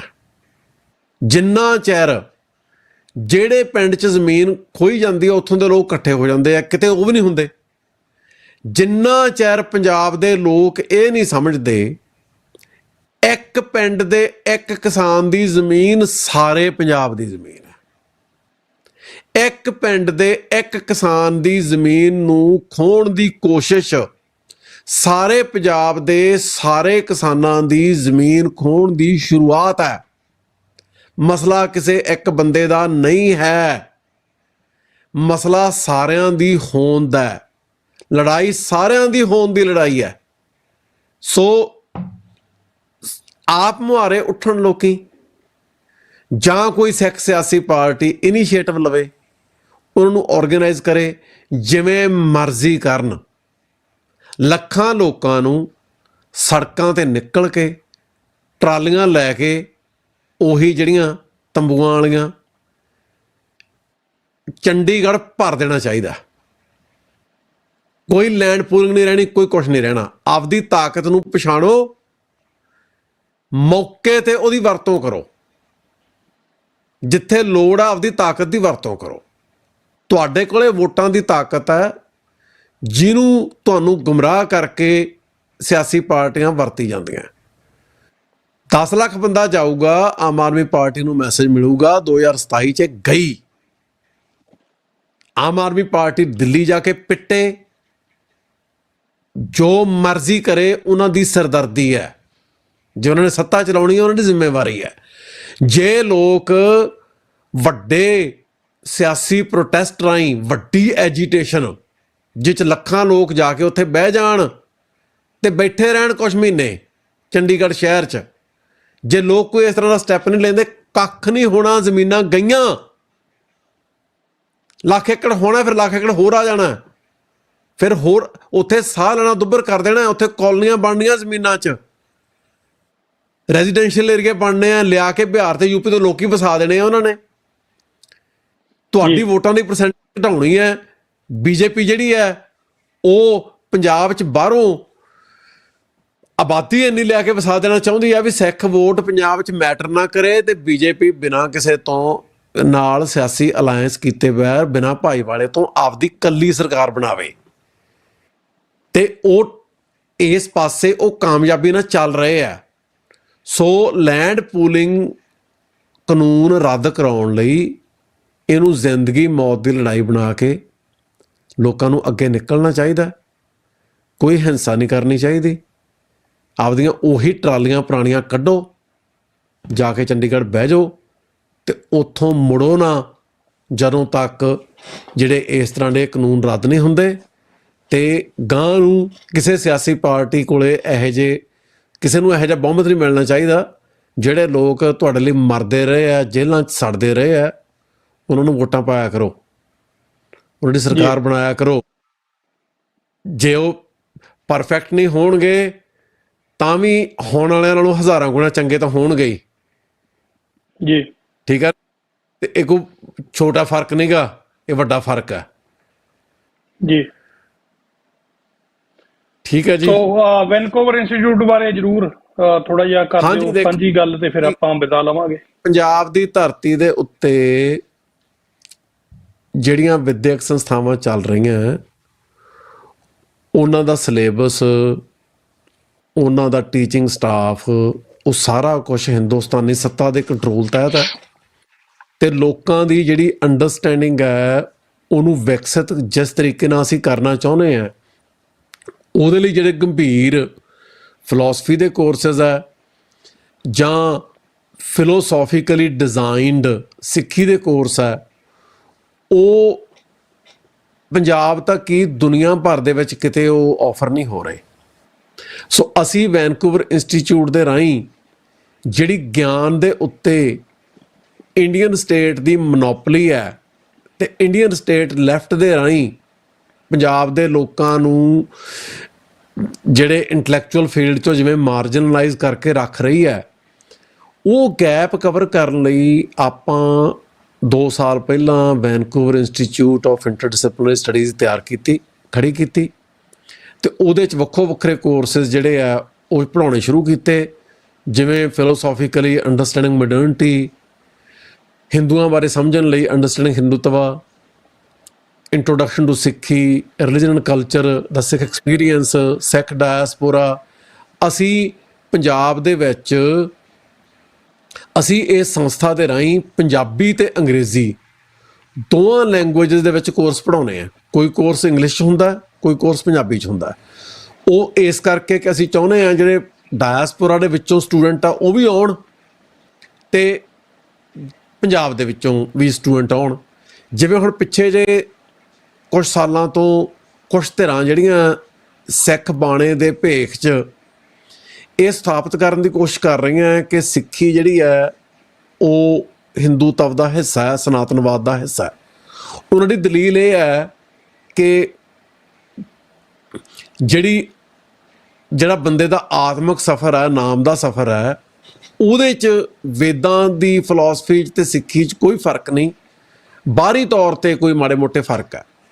ਆਪਾਂ ਇਸ ਮਾਮਲੇ 'ਚ ਉਹਨਾਂ ਧਿਰਾਂ ਨਾਲ ਡਿਬੇਟ ਵੀ ਕੀਤੀ ਹੈ, ਪਰ ਡਿਬੇਟ ਤੋਂ ਬਿਨਾਂ ਆਪਾਂ ਇਹਦੇ ਲਈ 2 ਕੋਰਸ ਪੜ੍ਹਾ ਚੁੱਕੇ ਹਾਂ, ਅੰਡਰਸਟੈਂਡਿੰਗ ਹਿੰਦੂਤਵਾ ਤੇ ਸਿੱਖੀ ਤੇ ਸਨਾਤਨਵਾਦ। ਹੁਣ ਤੀਜਾ ਕੋਰਸ ਜਿਹੜਾ ਆਪਾਂ ਪੜ੍ਹਾਉਣ ਲੱਗੇ ਹਾਂ, ਜਿਹਦੀ ਇਸ ਮਾਮਲੇ 'ਚ ਵੀ ਰੈਲੇਵੈਂਸ ਹੈ, ਉਹ ਹੈ ਸਿੱਖ ਸਪਿਰਿਚੁਅਲ ਪ੍ਰੈਕਟਿਸ ਇਨ ਦਾ ਮਾਡਰਨ ਵਰਲਡ। ਅੱਜ ਦੇ ਸੰਸਾਰ 'ਚ ਲੋਕਾਂ ਨੂੰ ਬਹੁਤ ਸਾਰੀਆਂ ਐਂਗਜ਼ਾਇਟੀਜ਼ ਹੈ, ਬਹੁਤ ਸਾਰੀਆਂ ਟੈਨਸ਼ਨਸ ਹੈ। ਉਹ ਟੈਨਸ਼ਨਸ ਨੂੰ ਹੈਂਡਲ ਕਰਨ ਲਈ 2 ਤਰੀਕੇ ਵਰਤਦੇ ਆ ਲੋਕ। ਜਾਂ ਤਾਂ ਉਹ ਪ੍ਰੋਫੈਸ਼ਨਲ ਥੈਰੇਪਿਸਟ ਤੋਂ ਥੈਰੇਪੀ ਲੈਂਦੇ ਆ, ਜਾਂ ਉਹ ਯੋਗਾ ਵਾਲੇ ਪਾਸੇ ਜਾਂਦੇ ਆ। ਜਿਹੜੀ ਥੈਰੇਪੀ ਹੈ ਉਹ ਮੋਸਟ ਕੇਸਿਸ ਦੇ ਵਿੱਚ ਕੰਮ ਨਹੀਂ ਕਰਦੀ, ਕਿਉਂਕਿ ਉਹ ਸਿੰਪਟਮਸ ਨੂੰ ਟਰੀਟ ਕਰਦੀ ਹੈ, ਜੜ ਨਹੀਂ ਫੜਦੀ ਗੱਲ ਦੀ। ਥੈਰੇਪੀ ਦੇ ਹੱਥ 'ਚ ਹੀ ਨਹੀਂ ਇਹ। ਜਿਹੜਾ ਯੋਗਾ ਉਹ ਇੱਕ ਸੈਕੂਲਰ ਸਾਧਨ ਹੈ ਲੋਕਾਂ ਨੂੰ ਹਿੰਦੂਵਾਦ ਦੇ ਵਿੱਚ ਕਨਵਰਟ ਕਰਨ ਦਾ। ਜਿਹੜੀਆਂ ਬੰਦੇ ਦੀਆਂ ਐਂਗਜ਼ਾਇਟੀਜ਼ ਹੈ ਉਹਦਾ ਜਿਹੜਾ ਹੱਲ ਸਿੱਖ ਸਪਿਰਿਚੁਅਲਿਟੀ ਦਿੰਦੀ ਹੈ, ਉਹਦੇ 'ਤੇ ਲੋੜੀਂਦੀ ਜਿਹੜੀ ਇੰਟੈਲੈਕਚੁਅਲ ਡਿਸਕਸ਼ਨ ਕਦੇ ਹੋਈ ਨਹੀਂ। ਸੋ ਆਪਾਂ ਸਿੱਖ ਸਪਿਰਿਚੁਅਲਿਟੀ ਇਨ ਦਾ ਮਾਡਰਨ ਵਰਲਡ ਦੇ ਉੱਤੇ ਕੋਰਸ ਪੜ੍ਹਾ ਰਹੇ ਹਾਂ ਵੀ ਸਾਡੀ ਰੋਜ਼ਮਰਾ ਦੀ ਲਾਈਫ ਦੇ ਵਿੱਚ ਨਿਤਨੇਮ ਤੋਂ ਸ਼ੁਰੂ ਹੋ ਕੇ ਜਿਹੜਾ ਸਿੱਖੀ ਦਾ ਆਤਮਿਕ ਪਹਿਲੂ ਆ ਉਹ ਸਾਨੂੰ ਲੋੜੀਂਦੀ ਸ਼ਾਂਤੀ, ਸਟੇਬਿਲਿਟੀ ਉਹ ਕਿਵੇਂ ਮੁਹੱਈਆ ਕਰਾਉਂਦਾ ਹੈ, ਉਹਦੀ ਕੀ ਰੈਲੇਵੈਂਸ ਹੈ, ਇੱਕ ਪੱਖ। ਦੂਜਾ ਪੱਖ ਹੈ ਜੇ ਸਿੱਖ ਸਪਿਰਿਚੁਅਲਿਟੀ ਨੂੰ ਅਸੀਂ ਡਿਫਾਈਨ ਕਰਦੇ ਹਾਂ ਤਾਂ ਅਸੀਂ ਦੱਸਾਂਗੇ ਉਹ ਹਿੰਦੂ, ਕ੍ਰਿਸਚੀਅਨ ਜਾਂ ਸੂਫੀ ਸਪਿਰਿਚੁਅਲਿਟੀਜ਼ ਤੋਂ ਵੱਖਰੀ ਕਿਵੇਂ ਹੈ, ਉਹਦੀ ਆਪਣੀ ਹਸਤੀ ਕਿਵੇਂ ਹੈ। ਦੂਜਾ ਕੋਰਸ ਆ ਜਿਹੜਾ ਉਹ ਹੁਣ ਪੇਸ਼ ਕੀਤਾ ਉਹ ਹੈਗਾ ਇੰਗਲਿਸ਼ ਦੇ ਵਿੱਚ ਖਾਲਿਸਤਾਨ ਦੀ ਹਿਸਟਰੀ ਬਾਰੇ। ਉਸ ਕੋਰਸ ਦੇ ਵਿੱਚ ਖਾਲਿਸਤਾਨ ਦੀ ਮੂਵਮੈਂਟ ਜਦੋਂ ਸ਼ੁਰੂ ਹੋਈ ਉਦੋਂ ਤੋਂ ਲੈ ਕੇ 1995 ਤੱਕ ਉਹਦੇ 'ਚ ਕੀ ਮੇਜਰ ਡਿਵੈਲਪਮੈਂਟਸ ਹੋਈਆਂ, ਕਿਹੜੇ ਮੁੱਖ ਆਗੂ ਸੀ, ਕੀ ਉਹਨਾਂ ਨੇ ਭੂਮਿਕਾ ਨਿਭਾਈ, ਇਹ ਕੋਰਸ ਦਾ ਆਧਾਰ। ਪਰ ਇਸ ਹਿਸਟੋਰੀਕਲ ਫਾਊਂਡੇਸ਼ਨ ਦੇ ਵਿੱਚੋਂ ਅਸੀਂ ਐਕਸਪਲੋਰ ਕਰਨਾ ਹੈ ਕਿ ਉਦੋਂ ਹੋਰ ਕਲਚਰਲ ਫਿਲੋਸੋਫੀਕਲ ਡਿਵੈਲਪਮੈਂਟਸ ਉਸ ਦੌਰ ਦੇ ਵਿੱਚ ਕੀ ਜਿਹੜੀਆਂ ਹੋਈਆਂ ਸਾਡੇ ਸਾਹਮਣੇ। ਸੋ ਖਾਲਿਸਤਾਨ ਦੀ ਮੂਵਮੈਂਟ ਦਾ ਇਤਿਹਾਸ ਕੀ ਸੀ ਤੇ ਖਾਲਿਸਤਾਨ ਦੀ ਮੂਵਮੈਂਟ ਦੀ ਉਹ ਹਿਸਟਰੀ ਹੈ ਉਹ ਰਿਪਰੈਜ਼ੈਂਟ ਕੀ ਕਰਦੀ ਹੈ। what is the history of the movement of Khalistan and what does that history represent। ਉਹਦੇ ਰਾਹੀਂ ਕੀ ਸਾਹਮਣੇ ਆਇਆ, ਸਿੱਖੀ ਦੇ ਕਿਹੜੇ ਪਹਿਲੂ ਸਾਹਮਣੇ ਆਏ, ਉਹਦੇ ਰਾਹੀਂ ਹੋਰ ਕਿਹੜੇ ਆਏ। ਇਹ ਹੈ ਇਸੇ ਤਰ੍ਹਾਂ ਸਹਿਜੇ ਰਚੇ ਖਾਲਸਾ ਬਾਰੇ ਸ਼ਬਦ ਸਕਾਹ ਕੋਰਸ ਹੈ। ਸਹਿਜੇ ਰਚੇ ਖਾਲਸਾ ਮਹਿਬੂਬ ਸਾਹਿਬ ਦੀ ਜਿਹੜੀ ਪ੍ਰੋਫੈਸਰ ਹਰਿੰਦਰ ਸਿੰਘ ਮਹਿਬੂਬ ਦੀ ਫਿਲਾਸਫੀ ਦੀ ਬਹੁਤ ਵੱਡੀ ਕਿਤਾਬ ਹੈ। ਉਹਦੇ ਅੰਦਰ 8 ਕਿਤਾਬਾਂ। ਅਸੀਂ ਪਹਿਲੀਆਂ 2 ਕਿਤਾਬਾਂ ਬਾਰੇ 2 ਕੋਰਸ ਆ ਜਿਹੜੇ ਉਹ ਪੜ੍ਹਾ ਚੁੱਕੇ ਹਾਂ, ਕਿਉਂਕਿ ਉਹ ਕਿਤਾਬਾਂ ਉਹਨਾਂ ਦੀ ਲੈਂਗੁਏਜ ਵੀ ਔਖੀ ਆ, ਪੰਜਾਬੀ ਵੀ ਉਹ ਸਮਝਣੀ ਔਖੀ ਹੈ, ਅਤੇ ਉਹਨਾਂ ਦੀ ਜਿਹੜੀ ਫਲਸਫਾਨਾ ਡੂੰਘਾਈ ਹੈ ਉਹ ਵੀ ਸਮਝਣੀ ਔਖੀ ਹੈ। ਸੋ ਉਹ ਕਿਤਾਬਾਂ ਦੀ ਕਲੋਜ਼ ਰੀਡਿੰਗ ਕਰਕੇ ਉਹਨਾਂ ਨੇ ਇਕੱਲੇ ਹਿੱਸੇ ਦੀ ਜਿਹੜੀ ਵਿਆਖਿਆ ਕਰਨੀ, ਉਸ ਕੋਰਸ ਦਾ ਪਰਪਸ ਹੈ।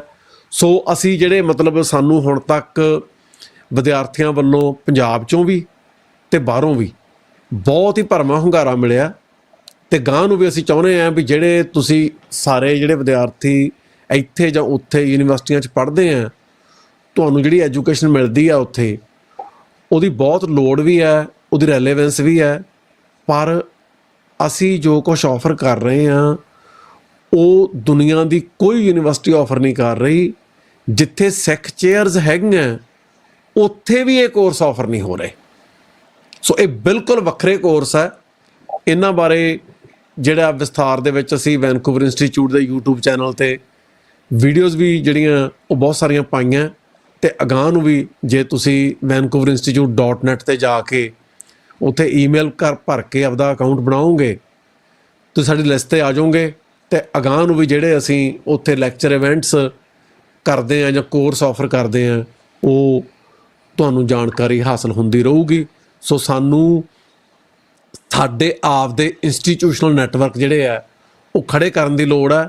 ਪੈਂਡੈਮਿਕ ਤੋਂ ਬਾਅਦ ਜਿਹੜੀ ਔਨਲਾਈਨ ਐਜੂਕੇਸ਼ਨ ਦਾ ਜਿਹੜਾ ਬਣਿਆ ਕਲਚਰ, ਉਹਦਾ ਸਾਨੂੰ ਬਹੁਤ ਜ਼ਿਆਦਾ ਫਾਇਦਾ ਹੈ। ਇੱਕ ਤਾਂ ਦੁਨੀਆ ਭਰ ਦੇ ਵਿੱਚ ਬੈਠੇ ਵਿਦਿਆਰਥੀਆਂ ਨੂੰ ਅਸੀਂ ਕੋਰਸ ਪੜ੍ਹਾ ਸਕਦੇ ਹਾਂ। ਦੂਜਾ ਜਿਹੜਾ ਵੱਡਾ ਫਾਇਦਾ ਹੈ, ਪੰਜਾਬ ਦੇ ਅਤੇ ਡਾਇਸਪੋਰ ਦੇ ਜਿਹੜੇ ਸਿੱਖ ਵਿਦਿਆਰਥੀ ਹੈ ਸਾਡੇ ਕੋਰਸਾਂ 'ਚੋਂ ਇੱਕ ਫੋਰਮ 'ਤੇ ਬੈਠੇ ਹੁੰਦੇ ਆ। ਉਹਨਾਂ ਦੋਵਾਂ ਦਾ ਇੱਕ ਫੋਰਮ 'ਤੇ ਬਹਿਣਾ ਬਹੁਤ ਜ਼ਿਆਦਾ ਅਹਿਮੀਅਤ ਰੱਖਦਾ ਹੈ, ਕਿਉਂਕਿ ਜੋ ਕੁਛ ਪੰਜਾਬ ਦੇ ਵਿਦਿਆਰਥੀਆਂ ਕੋਲੇ ਹੈ ਉਹ ਡਾਇਸਪੋਰਾ ਕੋਲੇ ਹੈ ਨਹੀਂ। ਅਤੇ ਜਿਹੜੇ ਪੱਧਰ ਦੀ ਐਜੂਕੇਸ਼ਨ ਟੌਪ ਦੀਆਂ ਵੈਸਟਰਨ ਯੂਨੀਵਰਸਿਟੀਜ਼ ਡਾਇਸਪੋਰਾ ਦੇ ਵਿਦਿਆਰਥੀਆਂ ਨੂੰ ਮੁਹੱਈਆ ਕਰਵਾ ਰਹੀਆਂ ਉਹ ਪੰਜਾਬ 'ਚ ਹੈ ਨਹੀਂ। ਸੋ ਉਹਨਾਂ ਦਾ ਇੱਕ ਫੋਰਮ 'ਤੇ ਬਹਿਣਾ ਉਹਨਾਂ ਦੋਵਾਂ ਦੀ ਇੰਟਲੈਕਚੁਅਲ ਲਾਈਫ 'ਚ ਕੁਛ ਨਾ ਕੁਛ ਕੰਟਰੀਬਿਊਟ ਕਰ ਰਿਹਾ। ਸੋ ਉਸ ਪੱਖੋਂ ਜਿਹੜੇ ਇਹ ਬਹੁਤ ਫੈਸੀਨੇਟਿੰਗ ਜਿਹੜੇ ਇੰਟਲੈਕਚੁਅਲ ਫੋਰਮਸ ਡਿਵੈਲਪ ਹੋ ਰਹੇ ਆ, ਅਤੇ ਅਸੀਂ ਇਹਦੇ ਬਾਰੇ ਕੱਲ੍ਹ ਇੱਕ ਫੋਰਮ ਕੀਤਾ ਵੀ ਹੈ, ਉਹ ਇੱਕ ਦੋ ਦਿਨਾਂ YouTube 'ਤੇ ਆ ਜਾਊਗਾ। ਆਉਣ ਵਾਲੇ ਦਿਨਾਂ 'ਚ ਮੈਂ ਕੁਛ ਹੋਰ ਟਾਕਸ ਵੀ ਦੇਵਾਂਗਾ ਐਂਗਜ਼ਾਇਟੀ ਐਂਡ ਸਪਿਰਿਚੁਅਲਿਟੀ 'ਤੇ ਹੋਰ ਵਿਸ਼ਿਆਂ 'ਤੇ ਇਹਨਾਂ ਕੋਰਸਾਂ ਨੂੰ ਜਿਹੜੀ ਚੰਗੀ ਤਰ੍ਹਾਂ ਤੁਹਾਡੇ ਨਾਲ ਇੰਟਰੋਡਿਊਸ ਕਰਾਉਣ ਲਈ। ਅਤੇ ਤੁਹਾਡੇ ਸਮੇਂ ਲਈ ਬਹੁਤ ਬਹੁਤ ਮਿਹਰਬਾਨੀ। ਅਤੇ ਅਖੀਰ ਦੇ ਵਿੱਚ ਜੇ ਕੋਈ ਮੈਥੋਂ ਘੱਟ ਵੱਧ ਕਿਹਾ ਹੋ ਗਿਆ ਹੋਵੇ, ਮੈਂ ਉਹਦੇ ਲਈ ਸਾਰਿਆਂ ਤੋਂ ਖਿਮਾ ਜਾ ਚੁੱਕਾ। ਵਾਹਿਗੁਰੂ ਜੀ ਕਾ ਖਾਲਸਾ। ਨਹੀਂ ਜੀ, ਬਿਲਕੁਲ ਖਾਲਸਾ, ਵਾਹਿਗੁਰੂ ਜੀ ਕੀ ਫਤਿਹ। ਐਕਚੁਅਲੀ ਜਿਹੜੀ ਗੱਲ ਆ ਨਾ ਜੀ, ਸਾਡਾ ਜਿਹੜਾ ਮਕਸਦ ਹੈ ਪ੍ਰੋਗਰਾਮ ਲਿਆਉਣ ਨੂੰ, ਜਿਹੜਾ ਅਸੀਂ ਇਹ ਸਾਰਾ ਸਮਾਂ ਸਪੈਂਡ ਕਰਦੇ ਹਾਂ, ਤੇ ਸਾਡੀ ਜਿਹੜੀ ਸੰਗਤ ਹੈ ਸਿੱਖ ਕੌਮ ਦੇ ਜਿਹੜੇ ਚਿੰਤਤ ਲੋਕ ਨੇ ਸਾਡੀ ਹੈਲਪ ਕਰਦੇ ਆ, ਤਾਂ ਕਿ ਅਸੀਂ ਇਹ ਜਿਹੜੇ ਪ੍ਰੋਗਰਾਮ ਆ ਤੁਹਾਡੇ ਤੱਕ TV 84 ਦੇ ਮੰਚ ਤੋਂ ਇਸੇ ਤਰ੍ਹਾਂ ਜਿਹੜੇ ਉਹ ਲਿਆਉਂਦੇ ਰਹੀਏ। ਸੋ ਜਿਹੜੇ ਵੀ ਮੇਰੇ ਸਰੋਤਿਆਂ ਨੇ YouTube ਤੇ ਮੈਸੇजेस ਕੀਤੇ ਨੇ, ਕਾਫੀ ਸਾਰੇ ਮੈਸੇजेस ਨੇ, ਮੈਂ ਤੁਹਾਡੇ ਤੋਂ ਹੱਥ ਜੋੜ ਕੇ ਖਿਮਾ ਦਾ ਜਾਚਕ ਹਾਂ। ਮੈਂ ਅੱਜ ਮੈਸੇਜ ਨਹੀਂ ਲੈ ਸਕਿਆ ਕਿਉਂਕਿ ਵਿਸ਼ਾ ਕਾਫੀ ਗੰਭੀਰ ਚੱਲ ਰਿਹਾ ਸੀ ਤੇ ਮੈਂ ਇੰਟਰਪਟ ਨਹੀਂ ਸੀ ਕਰਨਾ ਚਾਹੁੰਦਾ। ਸੋ ਸਾਡਾ ਕੁੱਲ ਮਿਲਾ ਕੇ ਅੱਜ ਮੈਂ ਸਵੇਰੇ ਭਾਜੀ ਕੋਈ ਅਚਾਨਕ ਹੀ ਕੋਈ 17 ਮੇਰੇ ਮੂਹਰੇ ਆ ਗਈਆਂ, ਕੋਈ ਗਾਣਾ ਜਿਹਾ ਚੱਲਦਾ ਸੀ ਕਿਤੇ, ਤੇ ਉਹ ਕਹਿੰਦਾ ਸੀ ਵੀ ਸ਼ੇਰ ਚੜ ਗਏ ਰੁੱਖਾਂ ਉੱਤੇ ਪਰਲੋ ਹੈ, ਗਿੱਦੜ ਲੱਤਾਂ ਤਾਣ ਕੇ ਸੁੱਤੇ ਪਰਲੋ ਹੈ, ਵਫਾਦਾਰੀਓਂ ਮੁੱਕਰੇ ਕੁੱਤੇ ਪਰਲੋ ਹੈ। ਸੋ ਅਸੀਂ ਉਹ ਮਾਹੌਲ ਸਿਰਜ ਦੇਣਾ ਚਾਹੁੰਦੇ ਹਾਂ ਕਿ ਸ਼ੇਰ ਰੁੱਖਾਂ ਤੋਂ ਉਤਰ ਕੇ ਆਪਣੇ ਜੰਗਲ ਨੂੰ ਸਾਂਭਣ, ਜਿਹੜੇ ਗਿੱਦੜ ਲੱਤਾਂ ਤਾਣ ਕੇ ਸੁੱਤੇ ਪਏ ਆ ਉਹਨਾਂ ਨੂੰ ਉਹਨਾਂ ਦੀਆਂ ਖੁੱਡਾਂ ਦੇ ਵਿੱਚ ਵੜਨ, ਤੇ ਜਿਹੜੇ ਕੁੱਤੇ ਪੰਥ ਦੀ ਵਫਾਦਾਰੀ ਤੋਂ ਮੁੱਕਰੇ ਹੋਏ ਆ ਅੱਜ, ਉਹਨਾਂ ਦੀ ਮਜਬੂਰੀ ਬਣ ਜੇ ਕਿ ਉਹ ਪੰਥ ਦੀ ਵਫਾਦਾਰੀ ਦੇ ਵਿੱਚ ਸਾਡੇ ਵਾਂਗੂ ਆ ਜਾਣ। ਅਸੀਂ ਵੀ ਆਪਣੇ ਆਪ ਨੂੰ ਗੁਰੂ ਦੇ ਦਰ ਦੇ ਕੁੱਕਰ ਹੀ ਸਮਝਦੇ ਹਾਂ, ਇਸ ਤੋਂ ਵੱਧ ਕੁਛ ਨਹੀਂ। ਸਾਡੀ ਡਿਊਟੀ ਲੱਗੀ ਹੋਈ ਆ ਕਿ ਜੇ ਜਿਹੜੇ ਚੋਰ ਕਿਤੇ ਸਾਡੇ ਘਰਾਂ ਦੇ ਵਿੱਚ ਕਿਸੇ ਪਾਸਿਓਂ ਸੰਨ ਲਾ ਰਿਹਾ, ਸਾਡੇ ਗੁਰੂ ਦੇ ਘਰ ਦੇ ਵਿੱਚ, ਸਾਡੇ ਪੰਥ ਪਰਿਵਾਰ ਦੇ ਵਿੱਚ, ਤੇ ਅਸੀਂ ਜਿਹੜਾ ਉਹਨੂੰ ਲੋਕਾਂ ਨੂੰ ਅਸੀਂ ਜਾਗਦੇ ਰੱਖੀਏ। ਸਾਡਾ ਇੰਨਾ ਕੀ ਕੰਮ ਆ। ਤੇ ਜਿਹੜੀਆਂ ਥ੍ਰੈਟ ਕਾਲਾਂ ਤੁਸੀਂ ਕਰਦੇ ਆ ਜਾਂ ਧਮਕੀਆਂ ਭਰੇ ਲਹਿਜੇ ਦੇ ਵਿੱਚ, ਇਹ ਸਾਨੂੰ ਹੋਰ ਮਜ਼ਬੂਤੀ ਪ੍ਰਦਾਨ ਕਰਦੀਆਂ ਨੇ। ਸੋ ਤੁਸੀਂ ਸਾਨੂੰ ਉਹ ਵੀ ਕਰਦੇ ਰਹੋ, ਤੁਹਾਡਾ ਕੰਮ ਆ, ਕੋਈ ਗੱਲ ਨਹੀਂ, ਪਰ ਝੰਡਾ ਜਿਹੜਾ ਇਹ ਆਜ਼ਾਦੀ ਵਾਲਾ ਇਦਾਂ ਹੀ ਬੁਲੰਦ ਰਹਿਣਾ। ਸੋ ਇਹਦੇ ਬਾਰੇ ਵੀ ਇੱਕ ਵੱਖਰਾ ਪ੍ਰੋਗਰਾਮ ਮੈਂ ਆਉਣ ਵਾਲੇ ਦਿਨਾਂ ਦੇ ਵਿੱਚ ਲੈ ਕੇ ਆਉਂਗਾ ਤੇ ਉਹਦੇ 'ਚ ਅਸੀਂ ਖੁਲਾਸੇ ਕਰਾਂਗੇ ਕਿ ਟਰਾਂਸਨੈਸ਼ਨਲ ਰਿਪਰੈਸ਼ਨ ਕਿਵੇਂ ਹੁੰਦਾ। ਇਹ ਇਕੱਲਾ ਇੱਕ ਹਦੂਦ ਤੱਕ ਜਿਹੜਾ ਨਹੀਂ ਇਹ ਰੁਕਿਆ, ਇਹ ਹੁਣ ਘਰਾਂ ਦੇ ਵਿੱਚ ਆਉਣ ਲੱਗ ਗਿਆ। ਤੇ ਇਹਦੀਆਂ ਤਾਜ਼ਾ ਐਗਜ਼ੈਂਪਲਾਂ, ਇੱਕ ਤਾਂ ਐਗਜ਼ੈਂਪਲ ਆ ਬਰੈਂਪਟਨ ਦੇ ਮੇਅਰ ਨੂੰ ਜਿਹੜੇ ਸ਼ਖਸ ਨੇ ਹਿੰਦੁਸਤਾਨੀ ਅੱਤਵਾਦੀ ਨੇ ਧਮਕੀਆਂ ਦਿੱਤੀਆਂ ਸੀ, ਡੈਥ ਥ੍ਰੈਟ ਦਿੱਤੇ ਸੀ, ਉਹ ਵੀ ਪੁਲਿਸ ਨੇ ਚੱਕ ਲਿਆ। ਕੱਲ ਇੱਕ ਦੋ ਘਟਨਾਵਾਂ ਹੋਰ ਸਾਂਝੀਆਂ ਕਰਾਂਗੇ। ਸੋ ਭਾਈ ਸਾਹਿਬ ਜੀ, ਤੁਹਾਡਾ ਵੀ ਸਾਡੇ ਸਰੋਤਿਆਂ ਦਾ ਵੀ ਜਿਨ੍ਹਾਂ ਨੇ ਜਿਹੜਾ ਸਮਾਂ ਸਾਨੂੰ ਇੰਨਾ ਦਿੱਤਾ, ਬਹੁਤ ਬਹੁਤ ਧੰਨਵਾਦ। ਪ੍ਰੋਗਰਾਮ ਜਿਹੜੇ ਵੀ ਸਰੋਤੇ ਸੁਣ ਰਹੇ ਨੇ ਸ਼ੇਅਰ ਜ਼ਰੂਰ ਕਰ ਦਿਓ। ਸੋ ਇੰਨੀਆਂ ਹੀ ਬੇਨਤੀਆਂ ਜੀ, ਕੱਲ ਨੂੰ ਨਵੇਂ ਮਹਿਮਾਨ ਦੇ ਨਾਲ ਫਿਰ ਆਪ ਜੀ ਦੀ ਸੇਵਾ ਦੇ ਵਿੱਚ ਹਾਜ਼ਰ ਹੋਵਾਂਗੇ। ਤਦ ਤੱਕ ਦੇ ਲਈ ਭਾਜੀ ਤੁਹਾਡੇ ਤੋਂ ਔਰ ਸਾਰੇ ਸਰੋਤਿਆਂ ਤੋਂ ਮੈਂ ਖਿਮਾ ਦਾ ਜਾਚਕ ਹਾਂ ਔਰ ਫਤਿਹ ਸਾਂਝੀ ਕਰਦਾ ਜੀ। ਵਾਹਿਗੁਰੂ ਜੀ ਕਾ ਖਾਲਸਾ, ਵਾਹਿਗੁਰੂ ਜੀ ਕੀ ਫਤਿਹ।